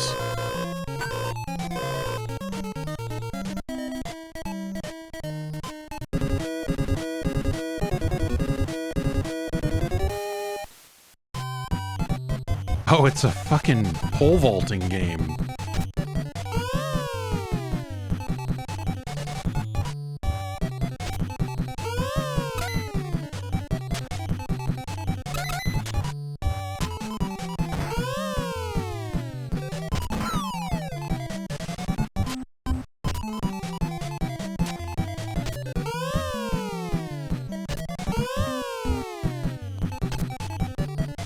Good.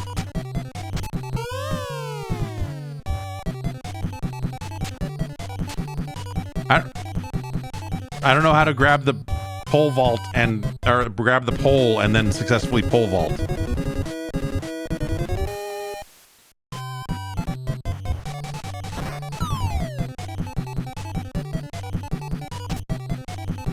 Wait, how come how come that didn't work for me?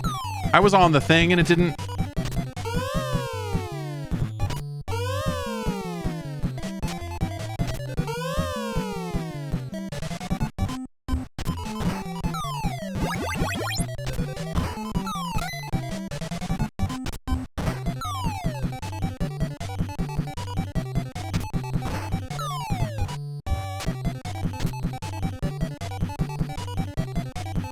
All right. Well, that was fast.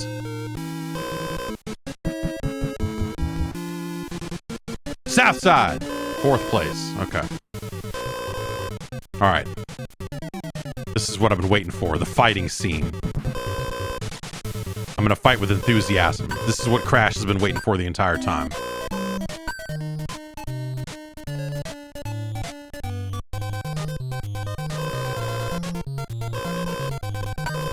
I'm trying to get a spool job.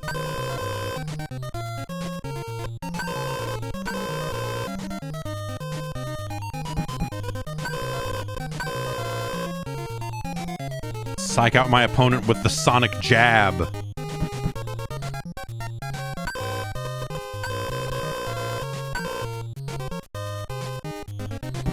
What does it say about big attack? We can't afford it. Continuous attacking ability for the weaker player. What are you saying?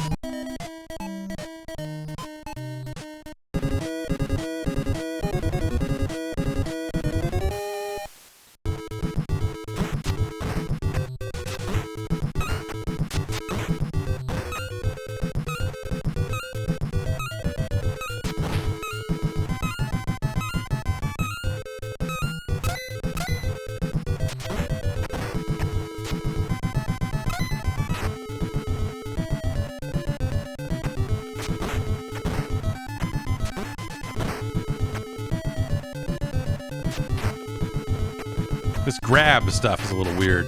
Throat grab smash! Atomic drop, Jesus Christ.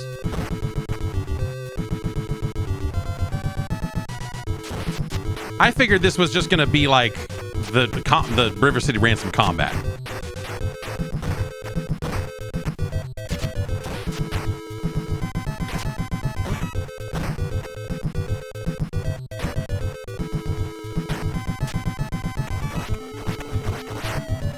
Good God, man.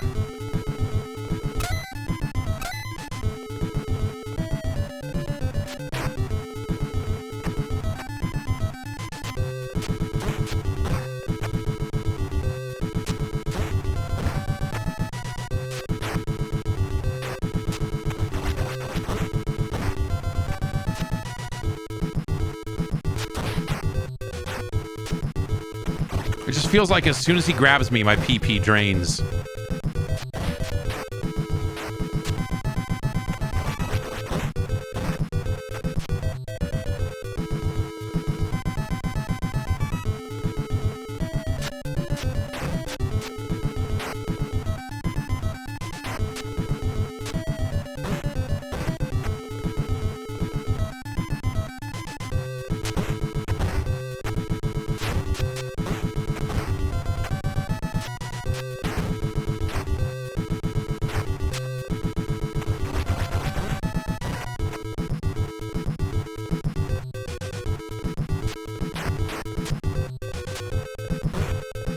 I just shoot?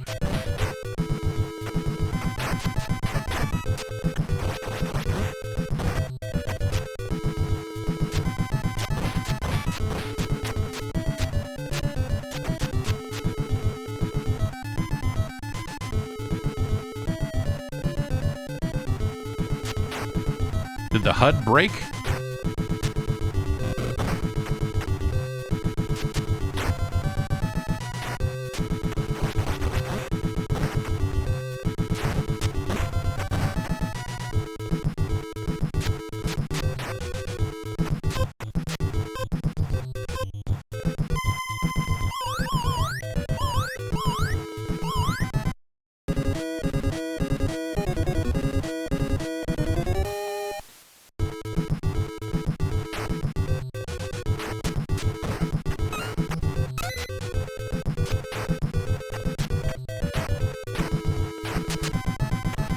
Oh, that's disrespectful.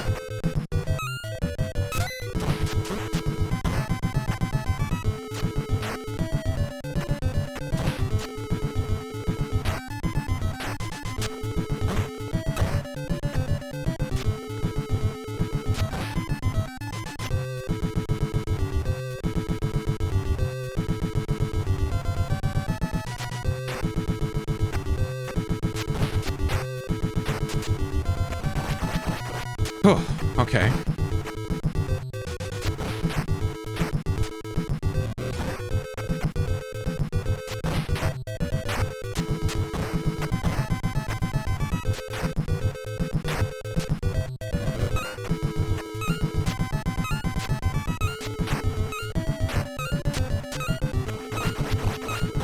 Good God. Yeah, now we're talking.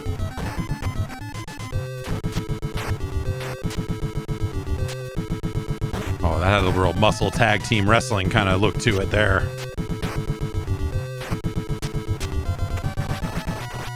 Facing the hard cam.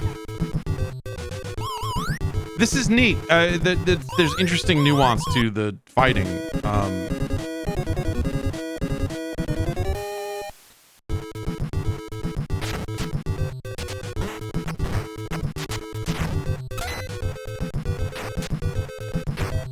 But if you don't have enough PP, you know, it's really, you really get just brutalized.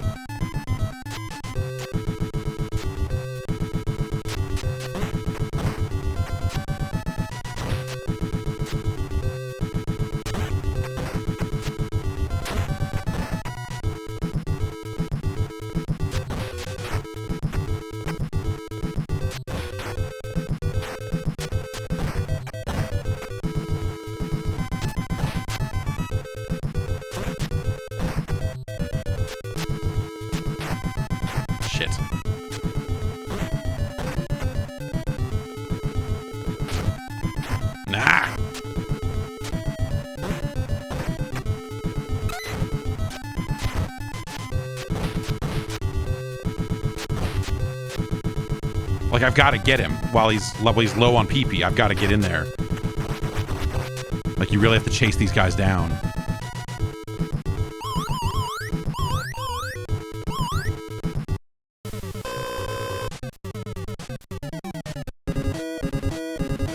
Oh, I guess I'm not in the final match, huh? Okay, fuck me, I guess, huh?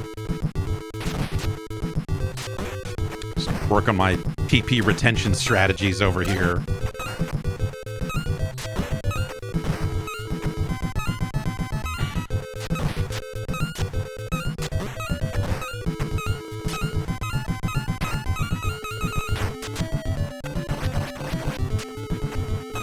I like this. It's got very silly moves. You know, imagine a world where Game B in Double Dragon is this detailed. That'd be pretty cool.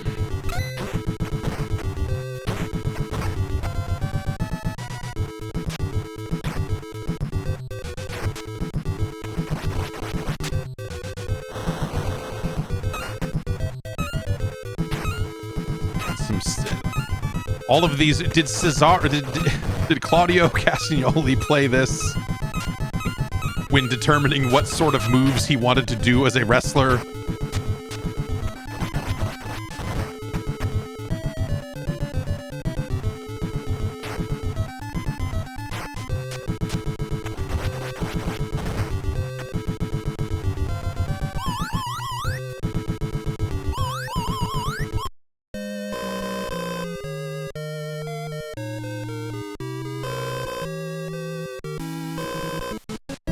Okay. South side. You have met the street challenge. Oh, is this like some GoldenEye business here? Yeah.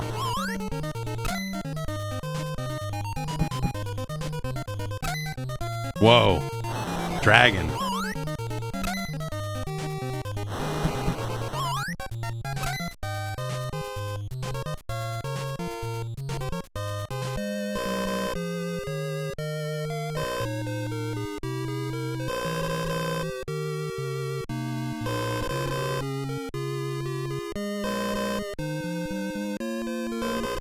I like that they create some real pomp and circumstance here, some real Mario Party style fucking bullshit happening here at the end.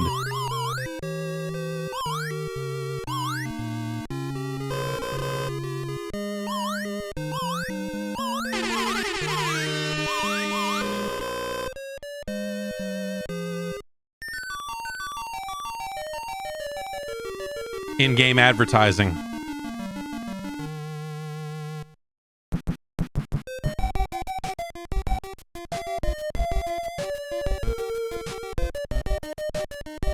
Coming soon, don't worry.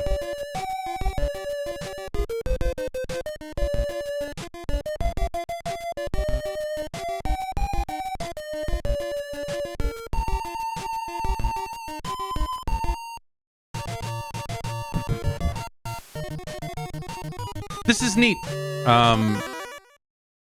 92. Real late.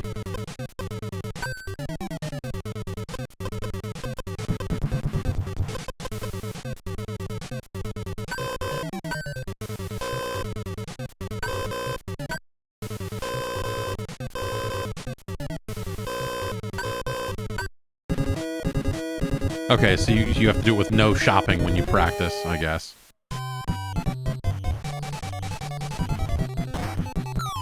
Yeah! Good.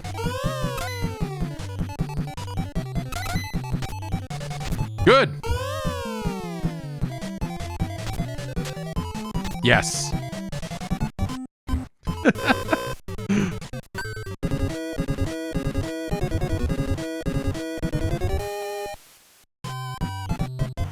Yeah, good. Drop the stick. Fucking first thing. I mean, you know, hey, the game's real good at just letting you fuck yourself over.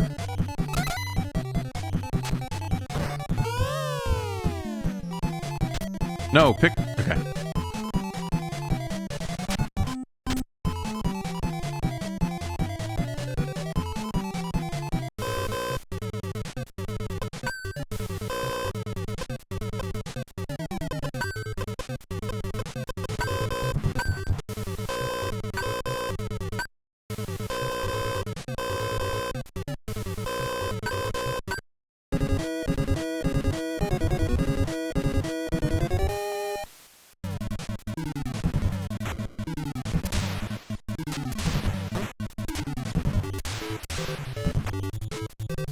So yeah, you don't want to get pulled down.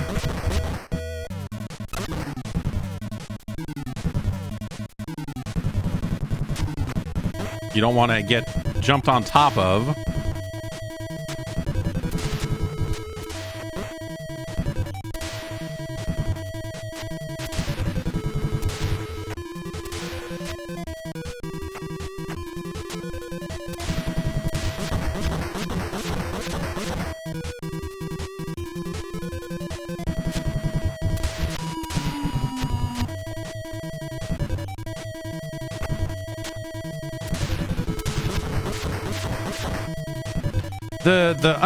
The underwater like hockey fight looking shit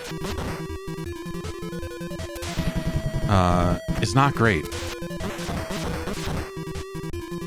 Like, I wish that aspect of this was maybe a little more nuanced out of all of it.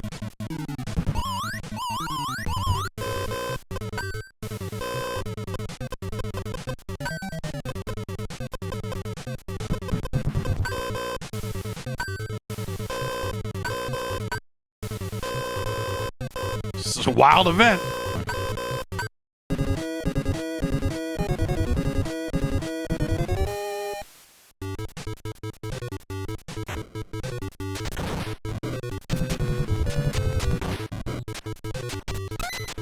I just not even like.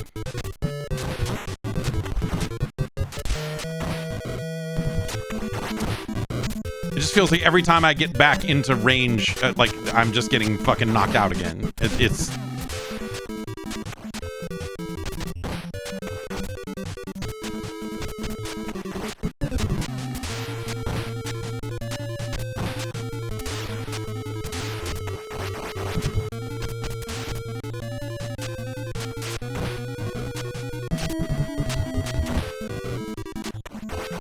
I wanted to do the spin kick.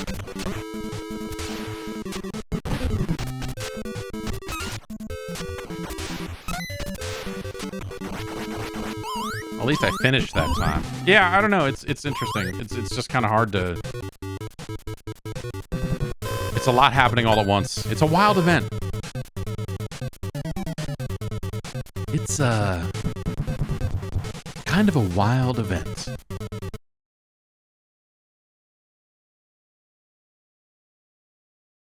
And the CPU, they definitely don't really give you a break on that stuff, huh? In terms of difficulty settings and whatever else, like they could be that could have more options and stuff. It's a neat game. It's a neat game. I don't know. Like, all those events are interesting, especially for that type of multi-event sports game, your track and fields and whatever else. Like, it's got a lot going for it. And it's definitely like an interesting direction for like the kind of the Kunio-kun franchise, you know, with all the stuff that they did over the years. I guess what I'm saying is, like, is it better or worse than Snoopy's Silly Sports Spectacular?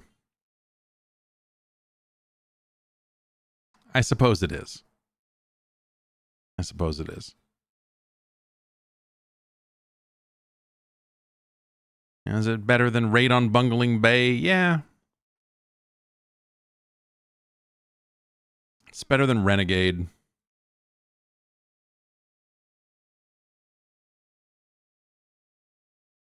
It's better than Krusty's Funhouse.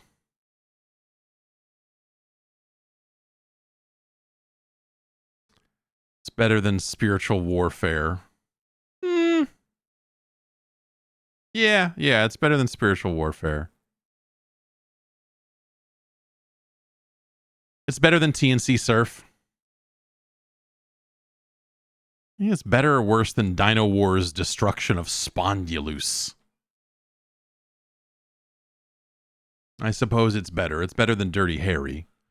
It's better than Solstice, the Quest for the Staff of Deimnos.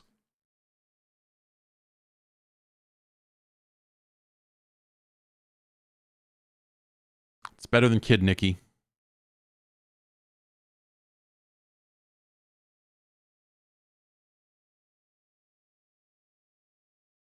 It's better than Clash at Demon Head, but I feel like we're kind of... It's better than Super Spike V-Ball. It's better than that version of Road Blasters.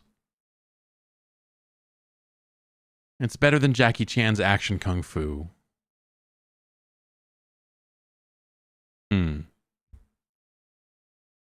It's better than Slalom. It's better than Snake, Rattle, and Roll.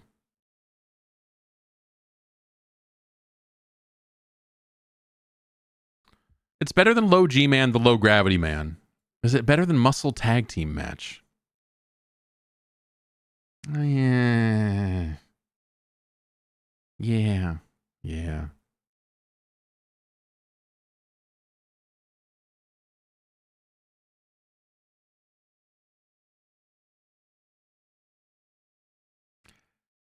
Is it better than Karnov? I don't...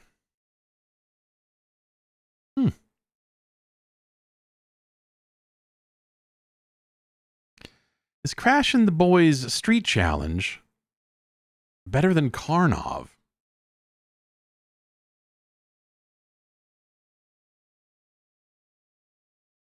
I suppose it is, but not... We're really... You know, it's no Double Dribble. Ultimately...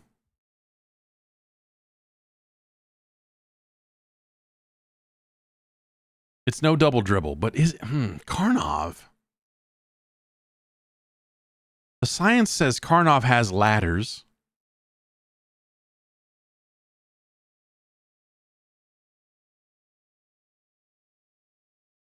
Yeah, it's better than Karnov. It's not as good as Double Dribble.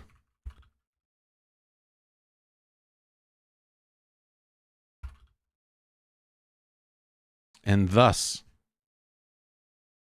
we have a top 50 game.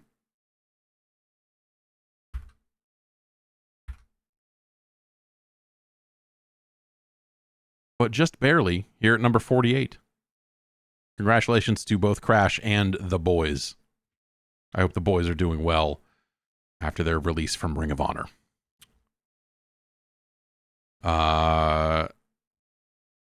Let's see here. Up next, Virtual Balboa suggested this game. If you'd like to suggest games, you can join the Patreon. You can join the Gerstmann Advisory Panel over at patreon.com/Jeff Gerstmann and sign up and suggest some games, as many of these folks have. This game's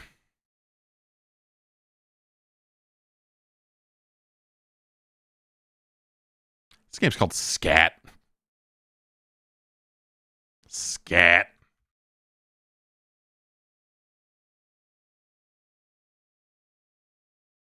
Special Cybernetic Attack Team. You know, S.C.A.T.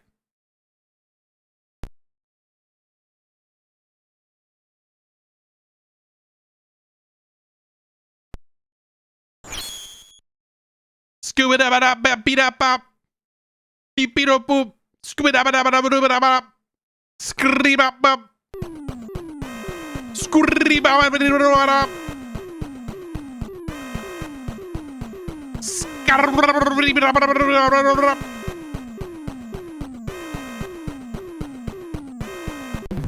Are you a scat man or a hat man? Do you like scat or do you like Hattress?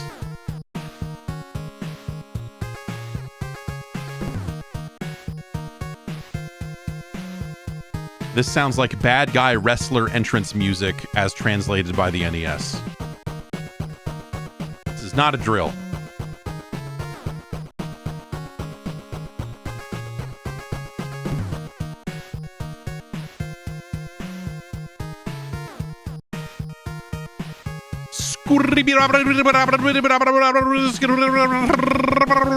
Arnold. It is the year 2029. Vile Malmert. You ever drink a shot of Malmert? Ugh.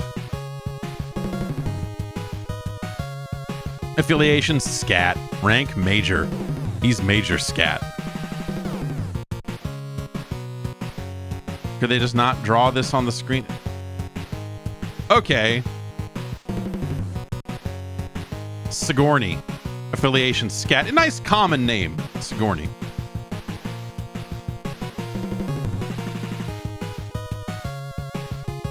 This was the beginning of SCAT.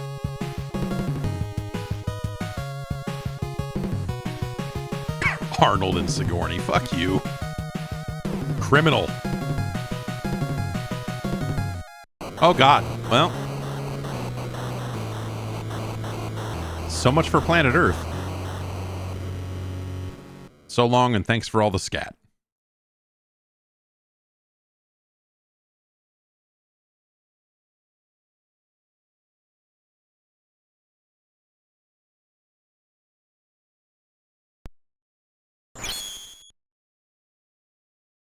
Drop it!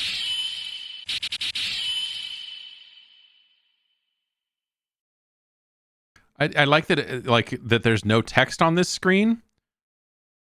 And the only way, like left and right on the D-pad, only the select button changes this.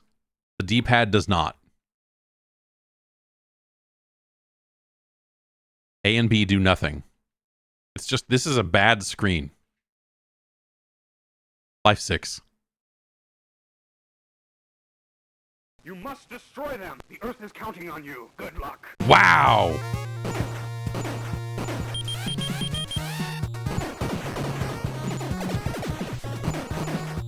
I did not know that this was going to be a shooter. I thought that this was going to be me running around. I'm surprised, SCAT.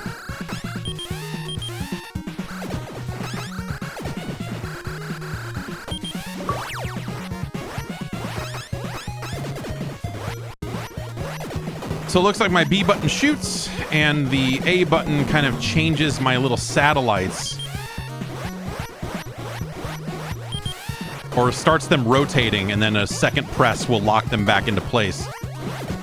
So you can decide which direction you want them to be firing in, which is handy for some of these spots here.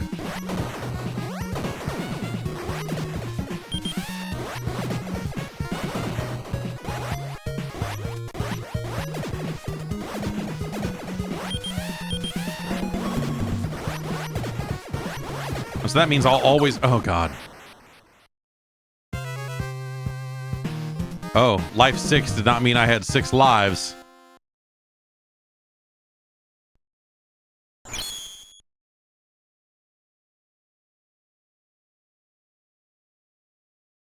You must destroy them. The Earth is counting on you. Good luck. That's such clear speech for the NES. I'm blown away.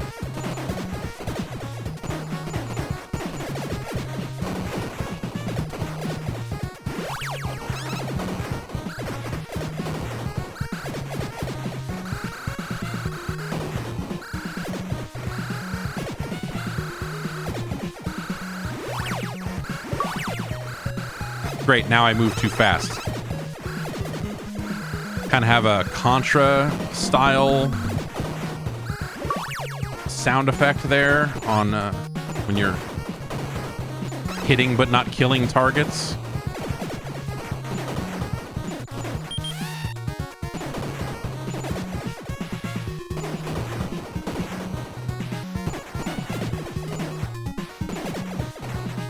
This is okay. This feels like a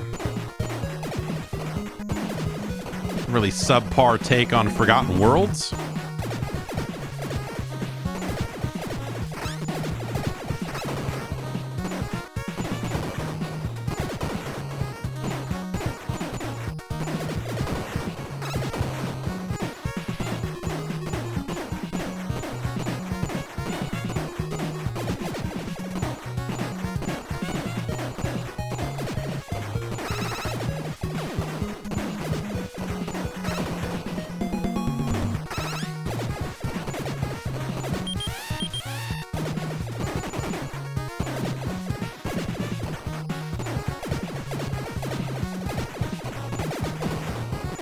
I kind of wish the satellite stuff was a little more relative to your facing, so I don't lock it in so that it's always facing right. I lock it in so it's always facing forward, meaning it turns with me still, you know?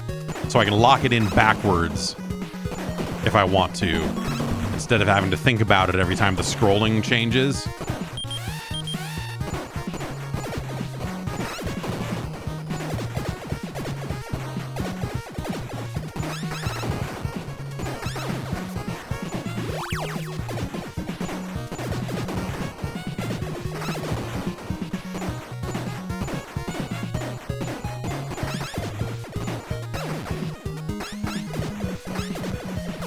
Ugh.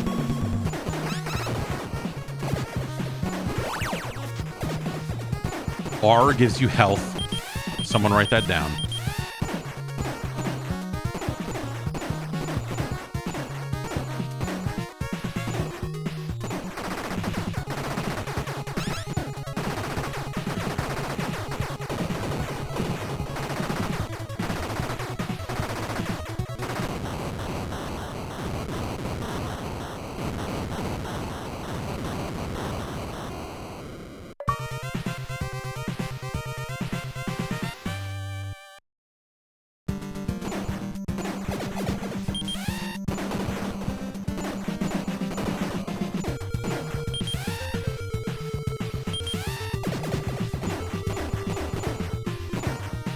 See, like, it'd be great to be able to turn around and deal with that guy with, you know, the way that my stuff is lined up right now. But because it always faces to the right, I can't do that.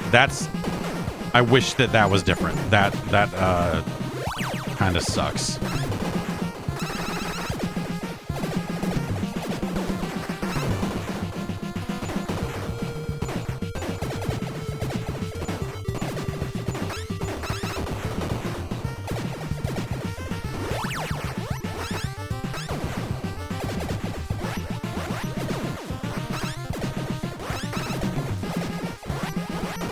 Yeah, you know, if you're gonna make a game with a flying dude,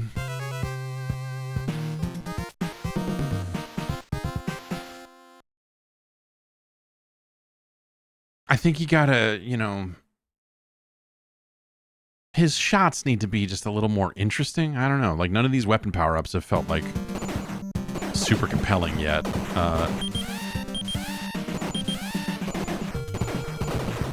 But yeah, my biggest complaint is that I wish that the satellites rotated with you.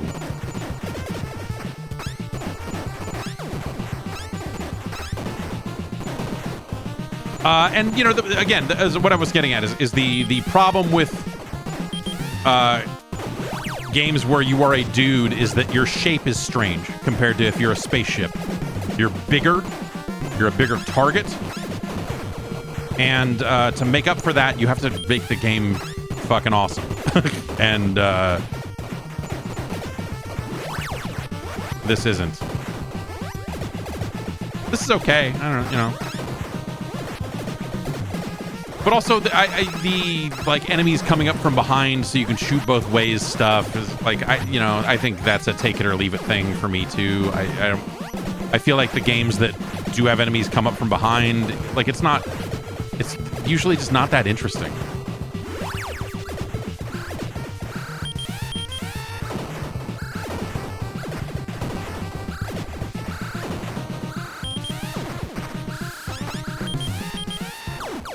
Ugh.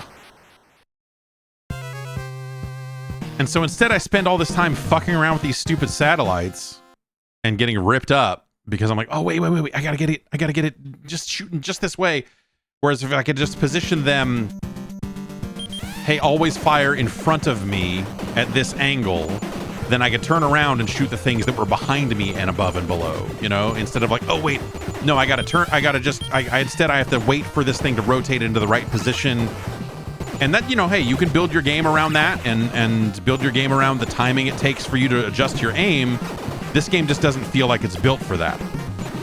Like the enemies are coming at you at a rate that you are like, I am constantly like, shit, I wish my satellites were faster and better at moving where they needed to be. Instead, it creates this situation of just like, I don't want to fucking dick around with them. I don't want to deal with this shit.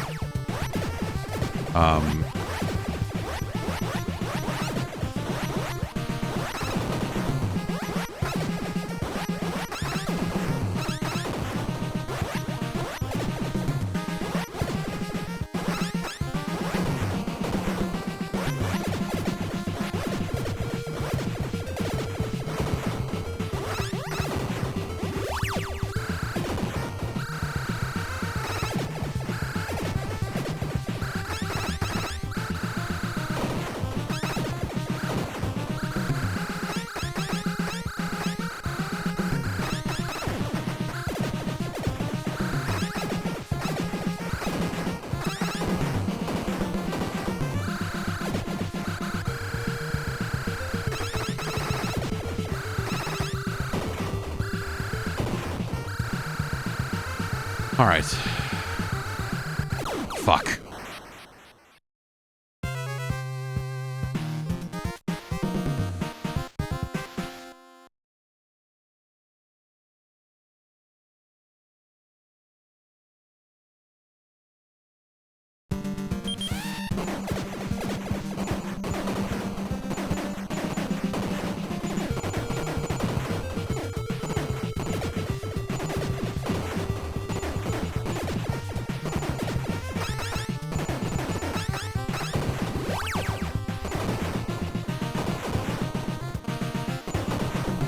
Oh!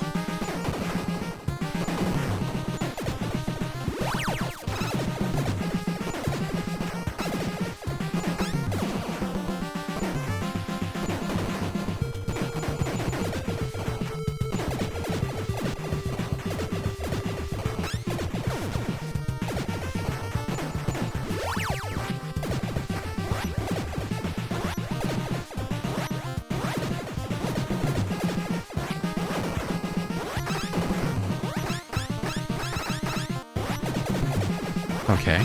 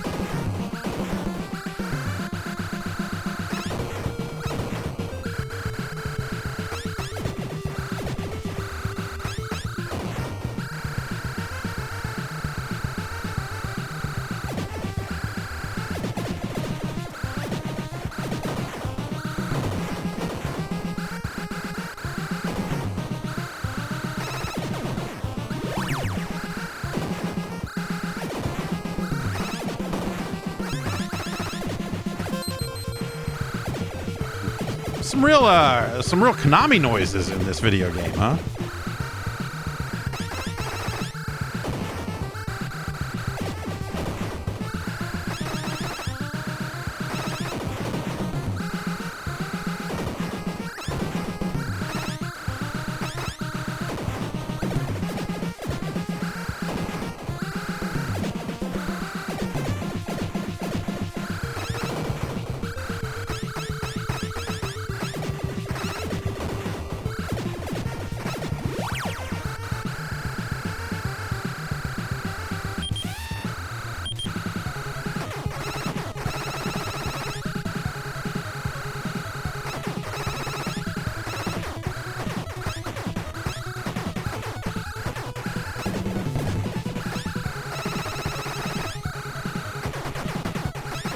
Evil worm.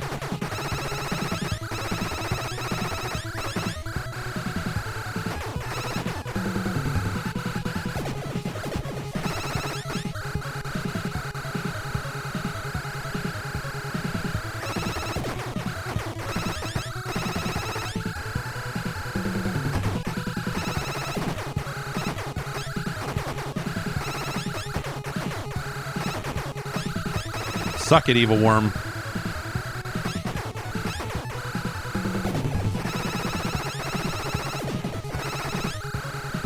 Who up shooting at they worm?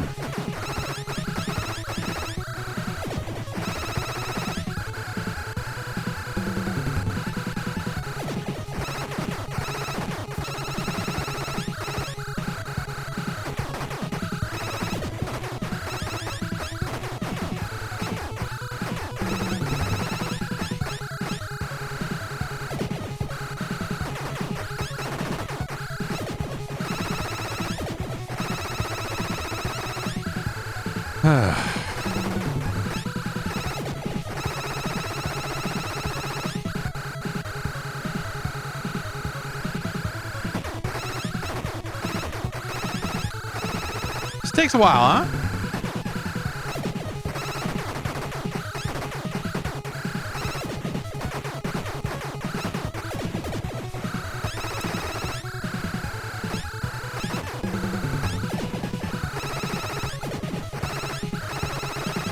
How's everybody doing? While we're hanging out here. Shooting this worm for the next hour and a half.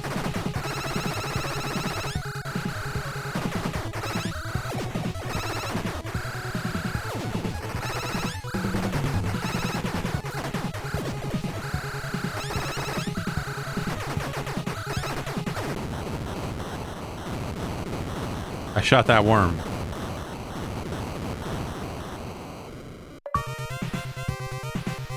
Wow, you got 2 new 16 terabyte hard drives. That's it's a good amount of space.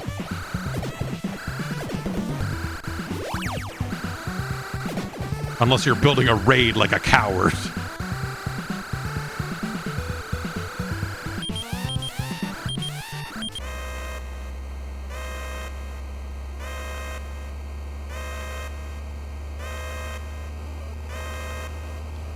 They have what's the you know, what they have, like some 24 24 terabyte, is that kind of the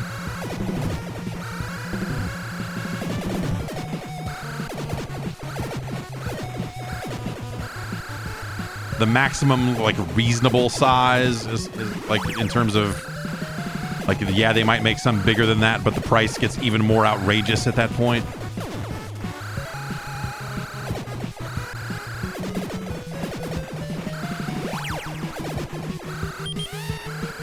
This is more annoying than anything.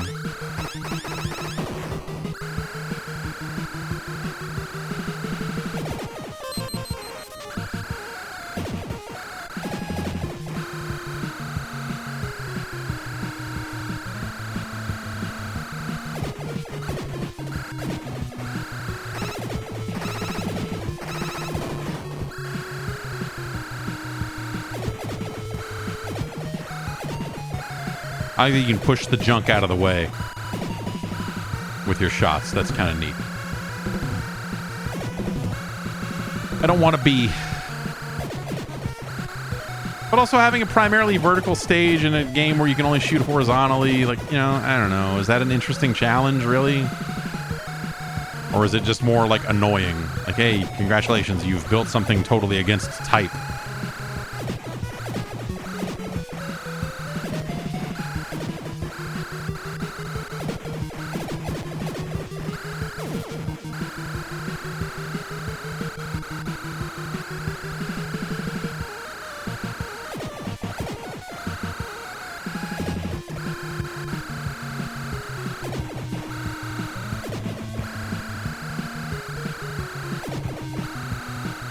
They really want me to have a bee through here, huh? Trying to bee me up. I'm holding this L, though.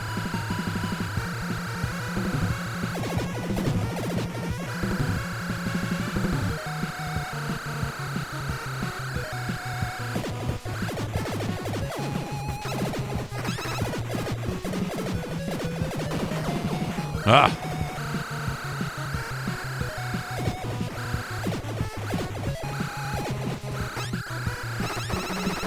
Ah!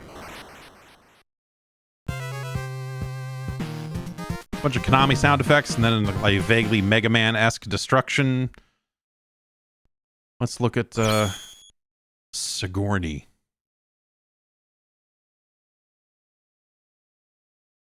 You must destroy them. The Earth is counting on you. Good luck. It's a great voice sample. All right, this doesn't seem any different, really.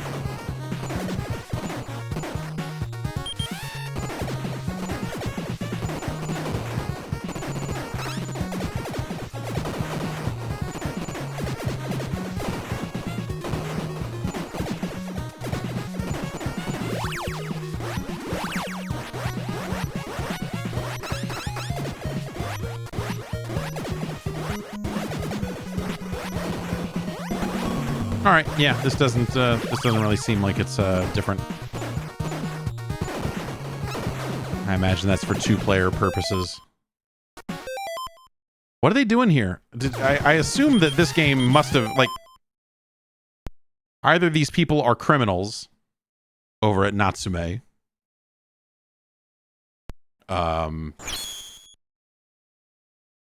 Or some people left Konami to make this game. And in which case that's a little more okay. Let's hear the voice again, because it's good.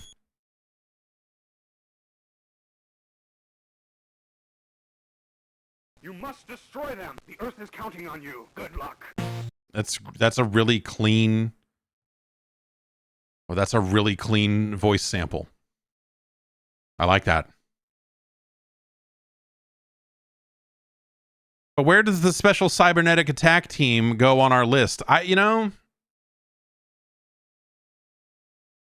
It's definitely no Xanac. That's for sure. It's not as good as Life Force.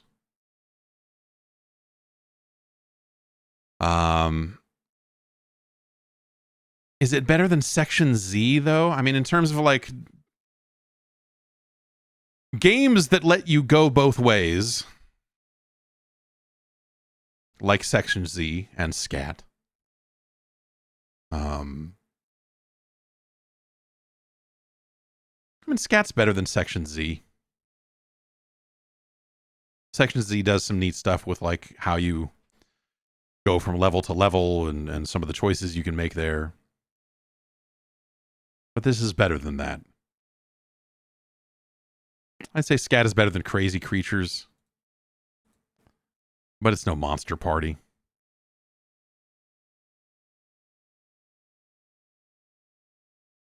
Looking up the list a little bit just to make sure. Yeah, it's definitely it's not as good as Zombie Nation. It's not Slalom. This is a case where I would take Astyanax for sure.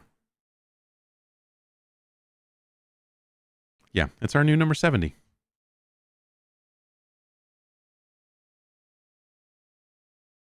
S.C.A.T. Special Cybernetic Attack Team.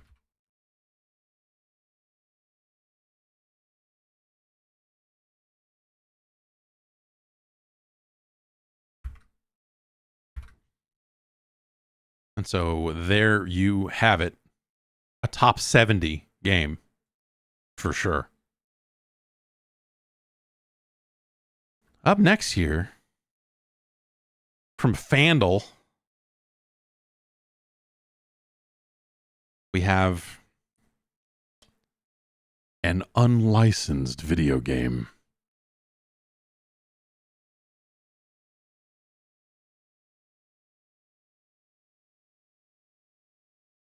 And it's known as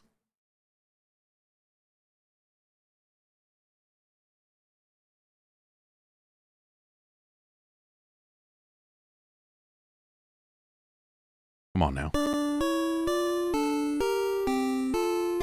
Well, it's known by a few different names. The title screen here says The Adventures of Captain Comic, whereas the entry on the other screen says Captain Comic - The Adventure. 1989 from your friends at Color Dreams, makers of fine video games.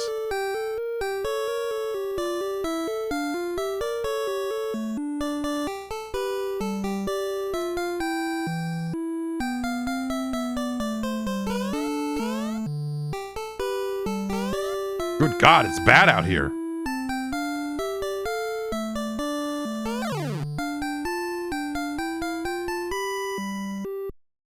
Blast level 0. Which I suppose means I can't shoot.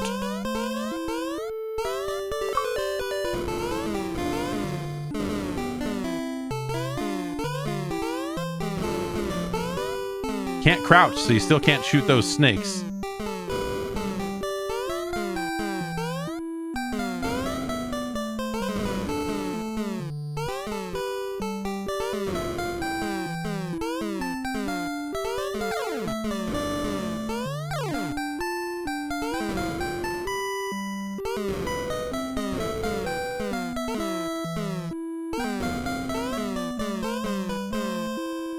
What's happening here? I'm a spaceman in a spacesuit, but we're running through a graveyard.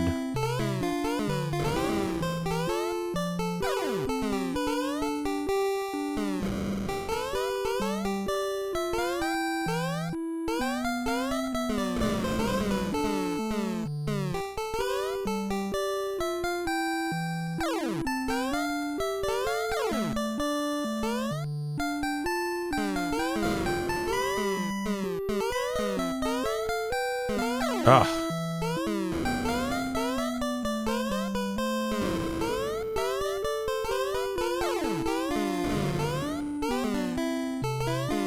A fun thing to do, and this is maybe you could use this as a sign for like, is a game well designed or well thought out? Is sometimes it's nice to look at some things in a game and wonder, why is that there? Is it there for a reason? And sometimes you just can't find a reason why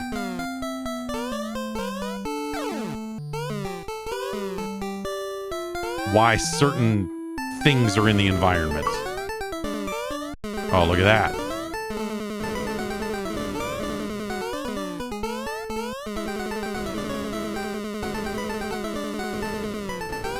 Some of the placements of these dead trees.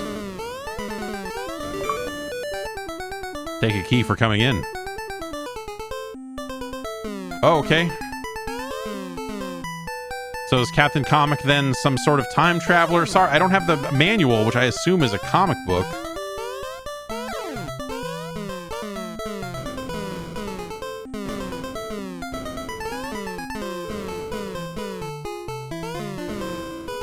Must have spent a lot of money to get all this music on the soundtrack, all these familiar tunes. There's no way that could come cheap.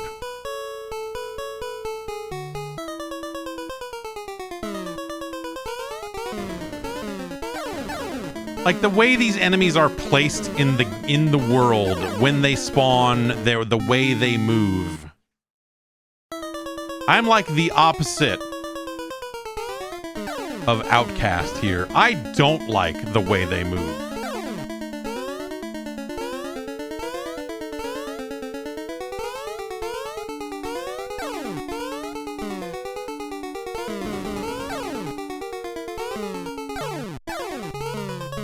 Like the way these enemies are relentlessly spawning.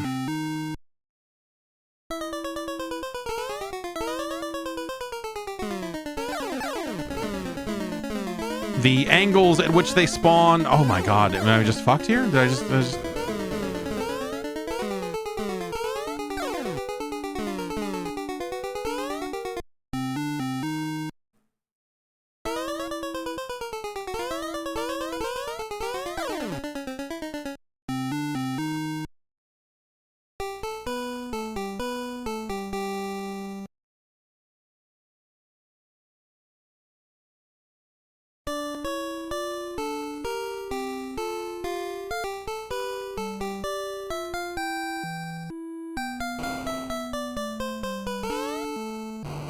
I like that it makes a little noise when you try to open this door.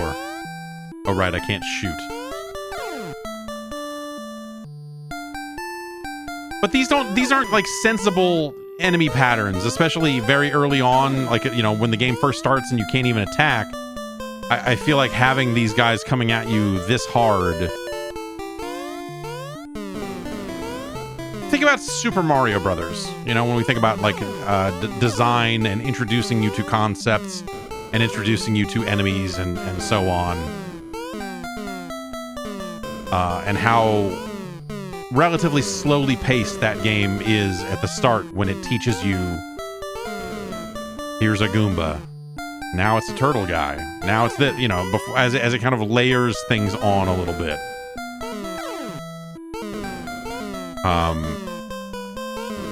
Whereas this is just like, here you are in the world, and now all these birds and worms and everything are just gonna fucking spawn at you over and over again.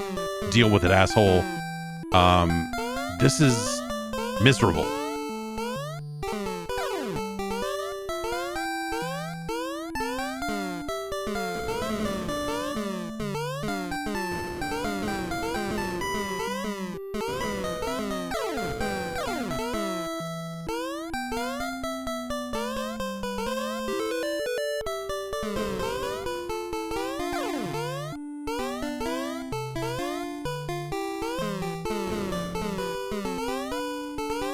Oh, man.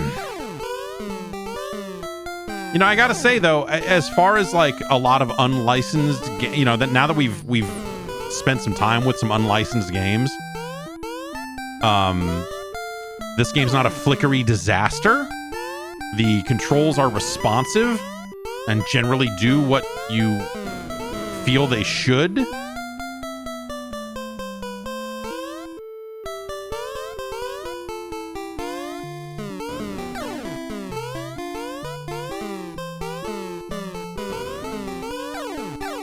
But also the pace of these birds and how fast they will chase you and all that sort of stuff is... I guess I don't have to go in there, do I? And we can go this way, too. Oh, hey.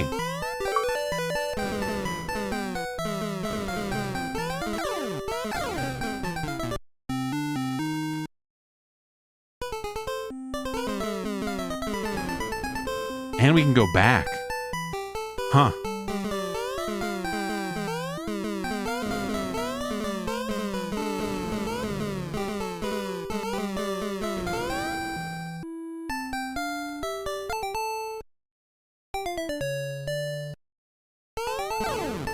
Nope, I thought maybe I could go in this tube because that would be really cool. This is I'll tell you, from a color blindness perspective, this area is hellacious. From a like discerning the background, maybe it is for you as well, but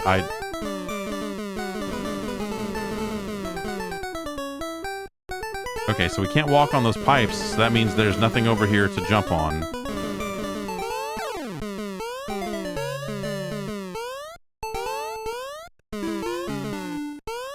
Can't go that way. This is just annoying.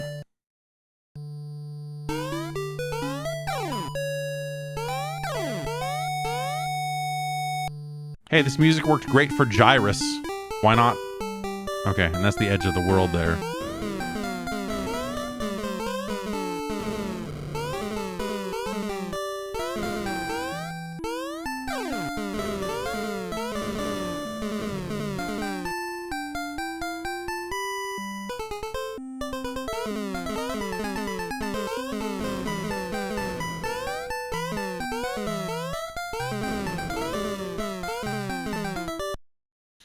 We got blast level 2 and we got door key.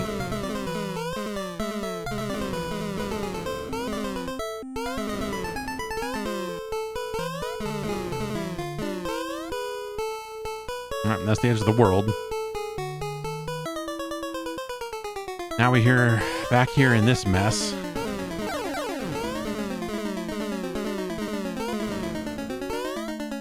But there was nothing here, right?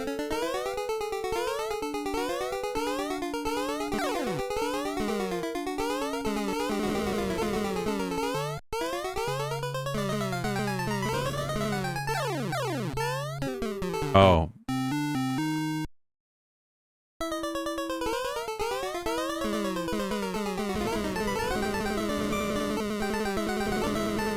Can't jump into the painting. There's no illusion wall here.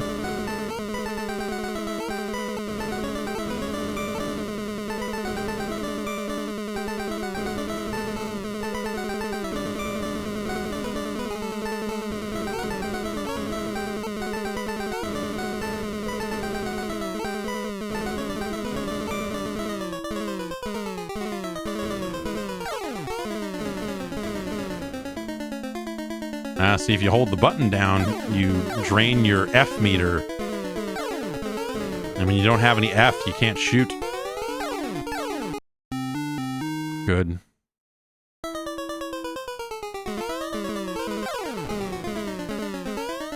I hate this.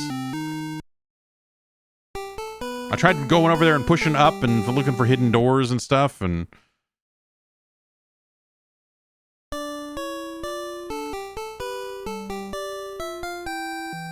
maybe if I come back here after I get the key.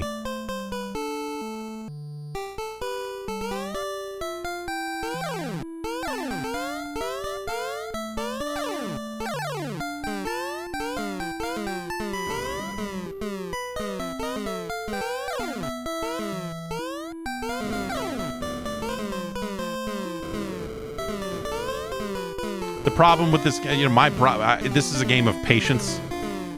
I need to be slowing down just the littlest bit and taking care of these birds instead of just running into them over and over again. But I'm having such a fucking bad time with it overall that it's hard to stop. Ugh. This feels like a really shitty early 90s DOS shareware game. I mean, well, it scrolls much better than that game would have in that era, sure, but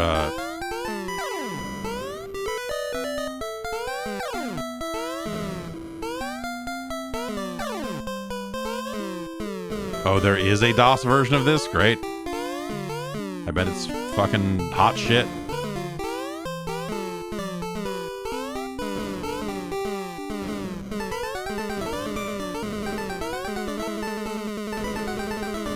We get infinite F when we pick up that power up.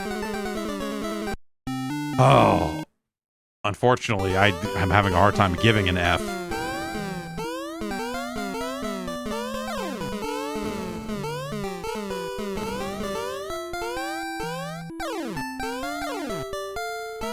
We got the key, right? Okay, now let's go back and try that locked door at the beginning of the game. If we can.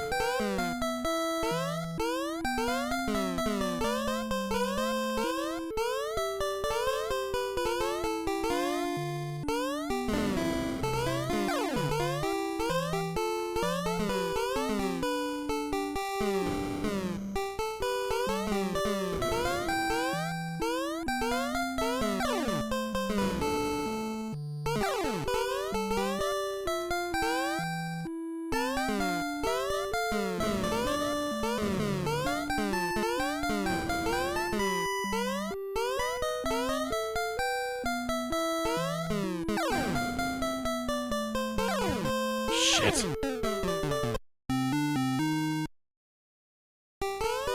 Okay, that's not a bad checkpoint. I thought it was really gonna screw me there.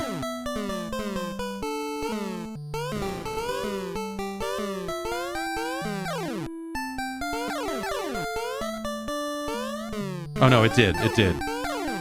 No, we're still okay. No, we're. I could not be bothered to care enough to stay alive. I gotta mellow out.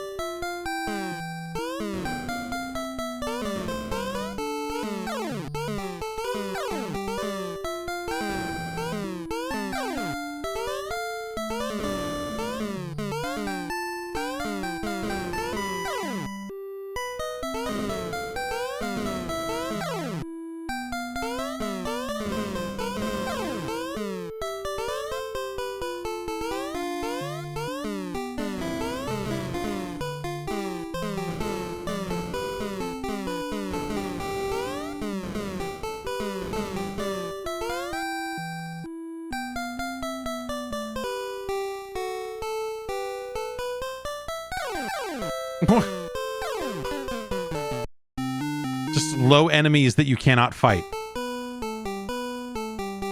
That's what's inside there. Darkness and fast-moving ninjas that are too low for you to shoot with your gun. I assume that's the end of the game. That little crown in there or something, maybe. Well, I guess there was a list of treasures you could have theoretically collected.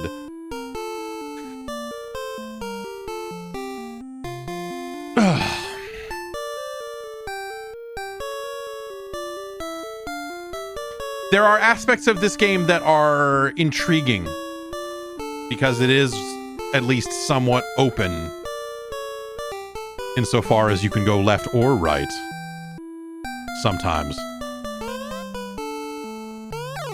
But this is a terrible video game to play.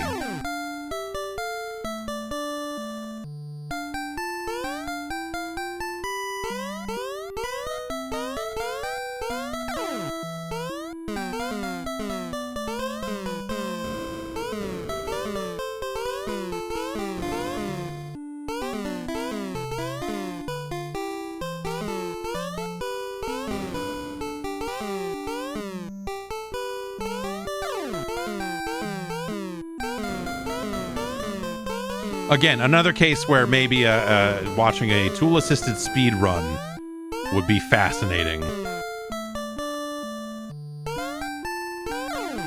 And again, by the relatively low standards of unlicensed games that we've seen so far, this one moves. Again, it moves like you would expect a video game to move. You know, I can change directions relatively quickly. It's the animation is, you know, like you go in this game.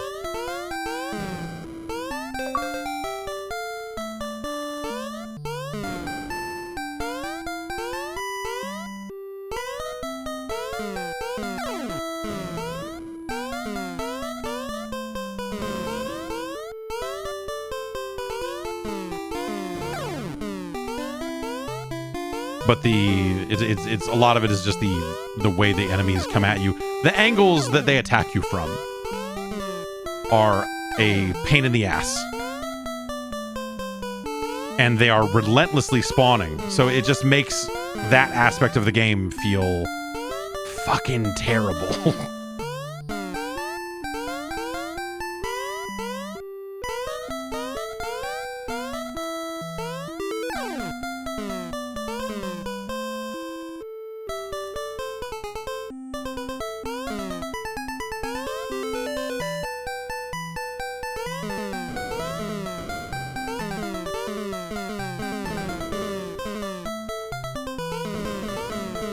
I mean, I guess I should just go in. There's not...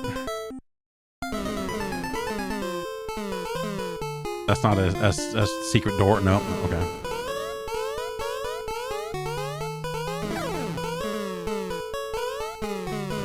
I had one question about the castle area. Here. And that's that this little drop here almost seems like a... Okay, no.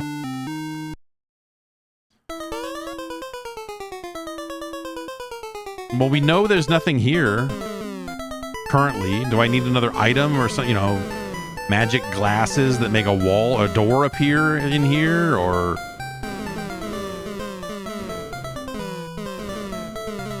it didn't seem like there were any alternate pathways. You just get to that edge, and there's that big painting, and I didn't see anything you could do there.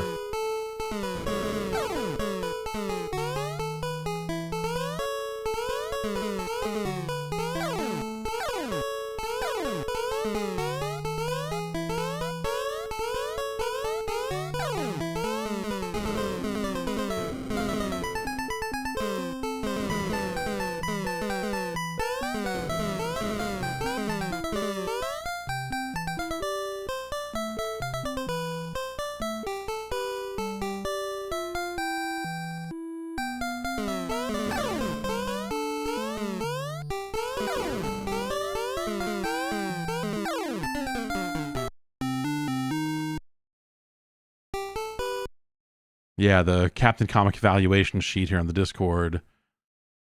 Ratings 1 through 5. Game's overall entertainment value compared with games you play regularly, compared with all existing games. That's what we're doing here. 1 to 5. Does it have flaws or problems? 1 means it has none. 5 means it has too many. Difficulty level. Bird Brother Skip, a shy creature, it is the least aggressive of all Tambian avian species, expending most of its brain power coordinating its ponderous flight. Bird Brother Flip, an arrogant, aggressive flyer, it is easily irritated and very territorial.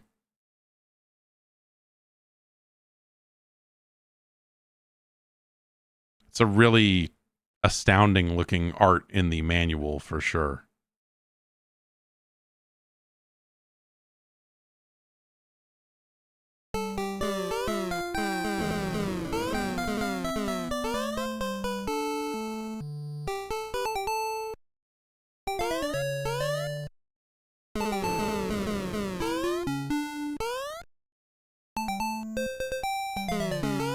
You know, that gives us an extra life, which is all fine and good, but...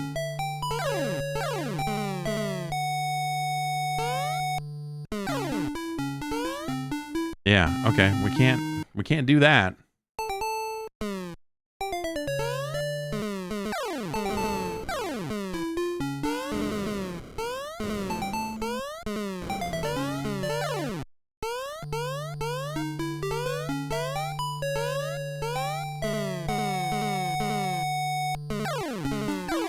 fuck this.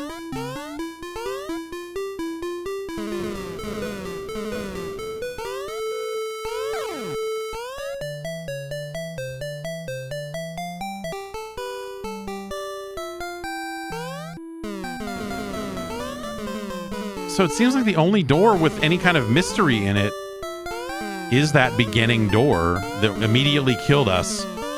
But, like, killed us in such a way that, to me, said, hey, you're not supposed to be here yet. You probably find a flashlight or find some kind of light source or something along those lines. I guess we can double check here and see if there's anything to do left once you go past that blast power-up. Fuck.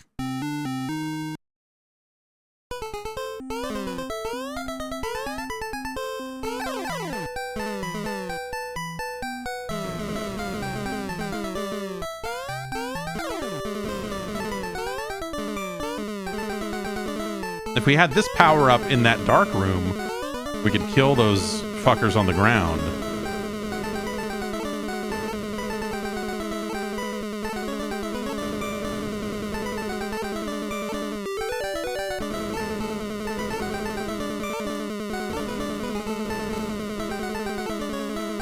Okay, this is more than I remember there being to the left before, so maybe this is the way.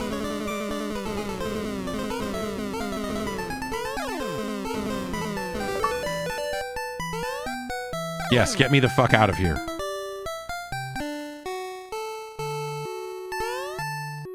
Look at how high we can jump.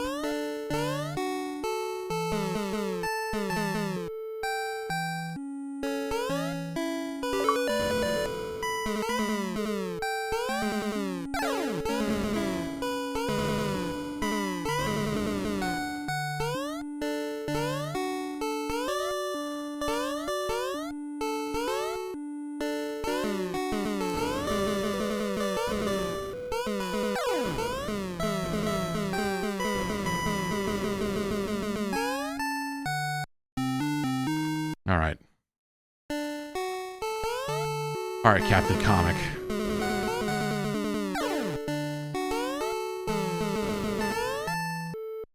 Well, okay. Let's get it on the list.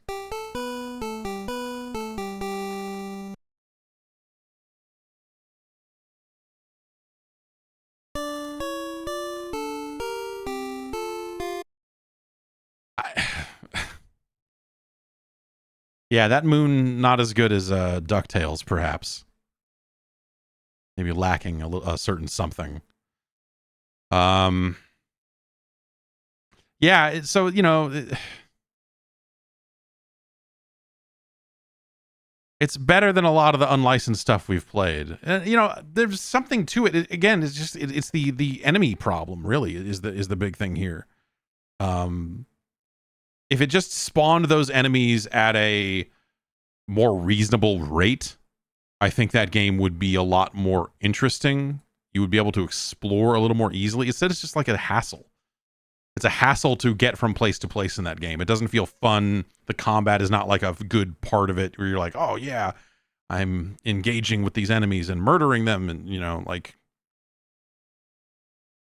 that stuff is just the shits. Where does it go? As it's worse than Space Shuttle Project. It's worse than Solstice, the quest for the Staff of Deimos. It's worse than Dino Wars' destruction of Spondylus. It's worse than Captain Skyhawk. It's worse than Marble Madness. It's worse than... is it worse than Totally Rad? Yeah, it is. Yes. It's worse than Dick Tracy. No, it's not worse than Dick. It's better than Dick Tracy.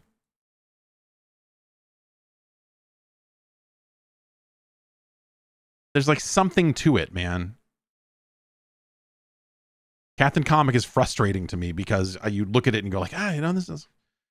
I would be interested in exploring this fucking mess of a video game if it was just like slightly like 20% less shitty. But like it controls fine and, you know, shoots well and, you know, like that stuff's not the worst. Dick Tracy is not as good. Is it better than that crummy port of Rainbow Islands? Yeah, it is. It's not as good as Jurassic Park.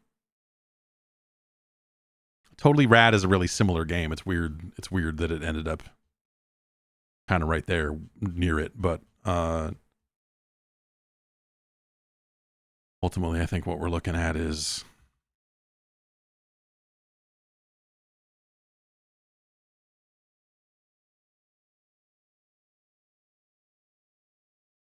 Captain Comic: The Adventure, which is how it's billed on in the DAT files and such. Well, why didn't that paste? That is our new number 181.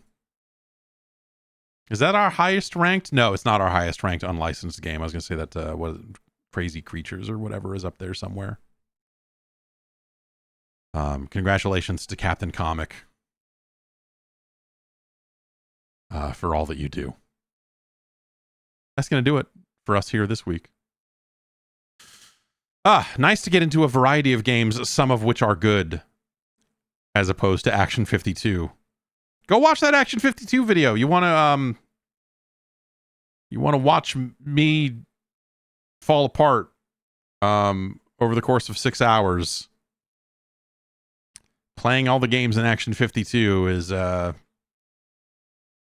you have not watched that yet, maybe give that a look.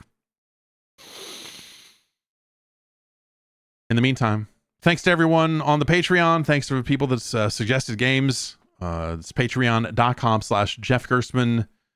Ride the wave. Sign up today. Hop on the Discord and we'll look at these manuals for Captain Comic together. Have a good one, everybody. I'll see you next week.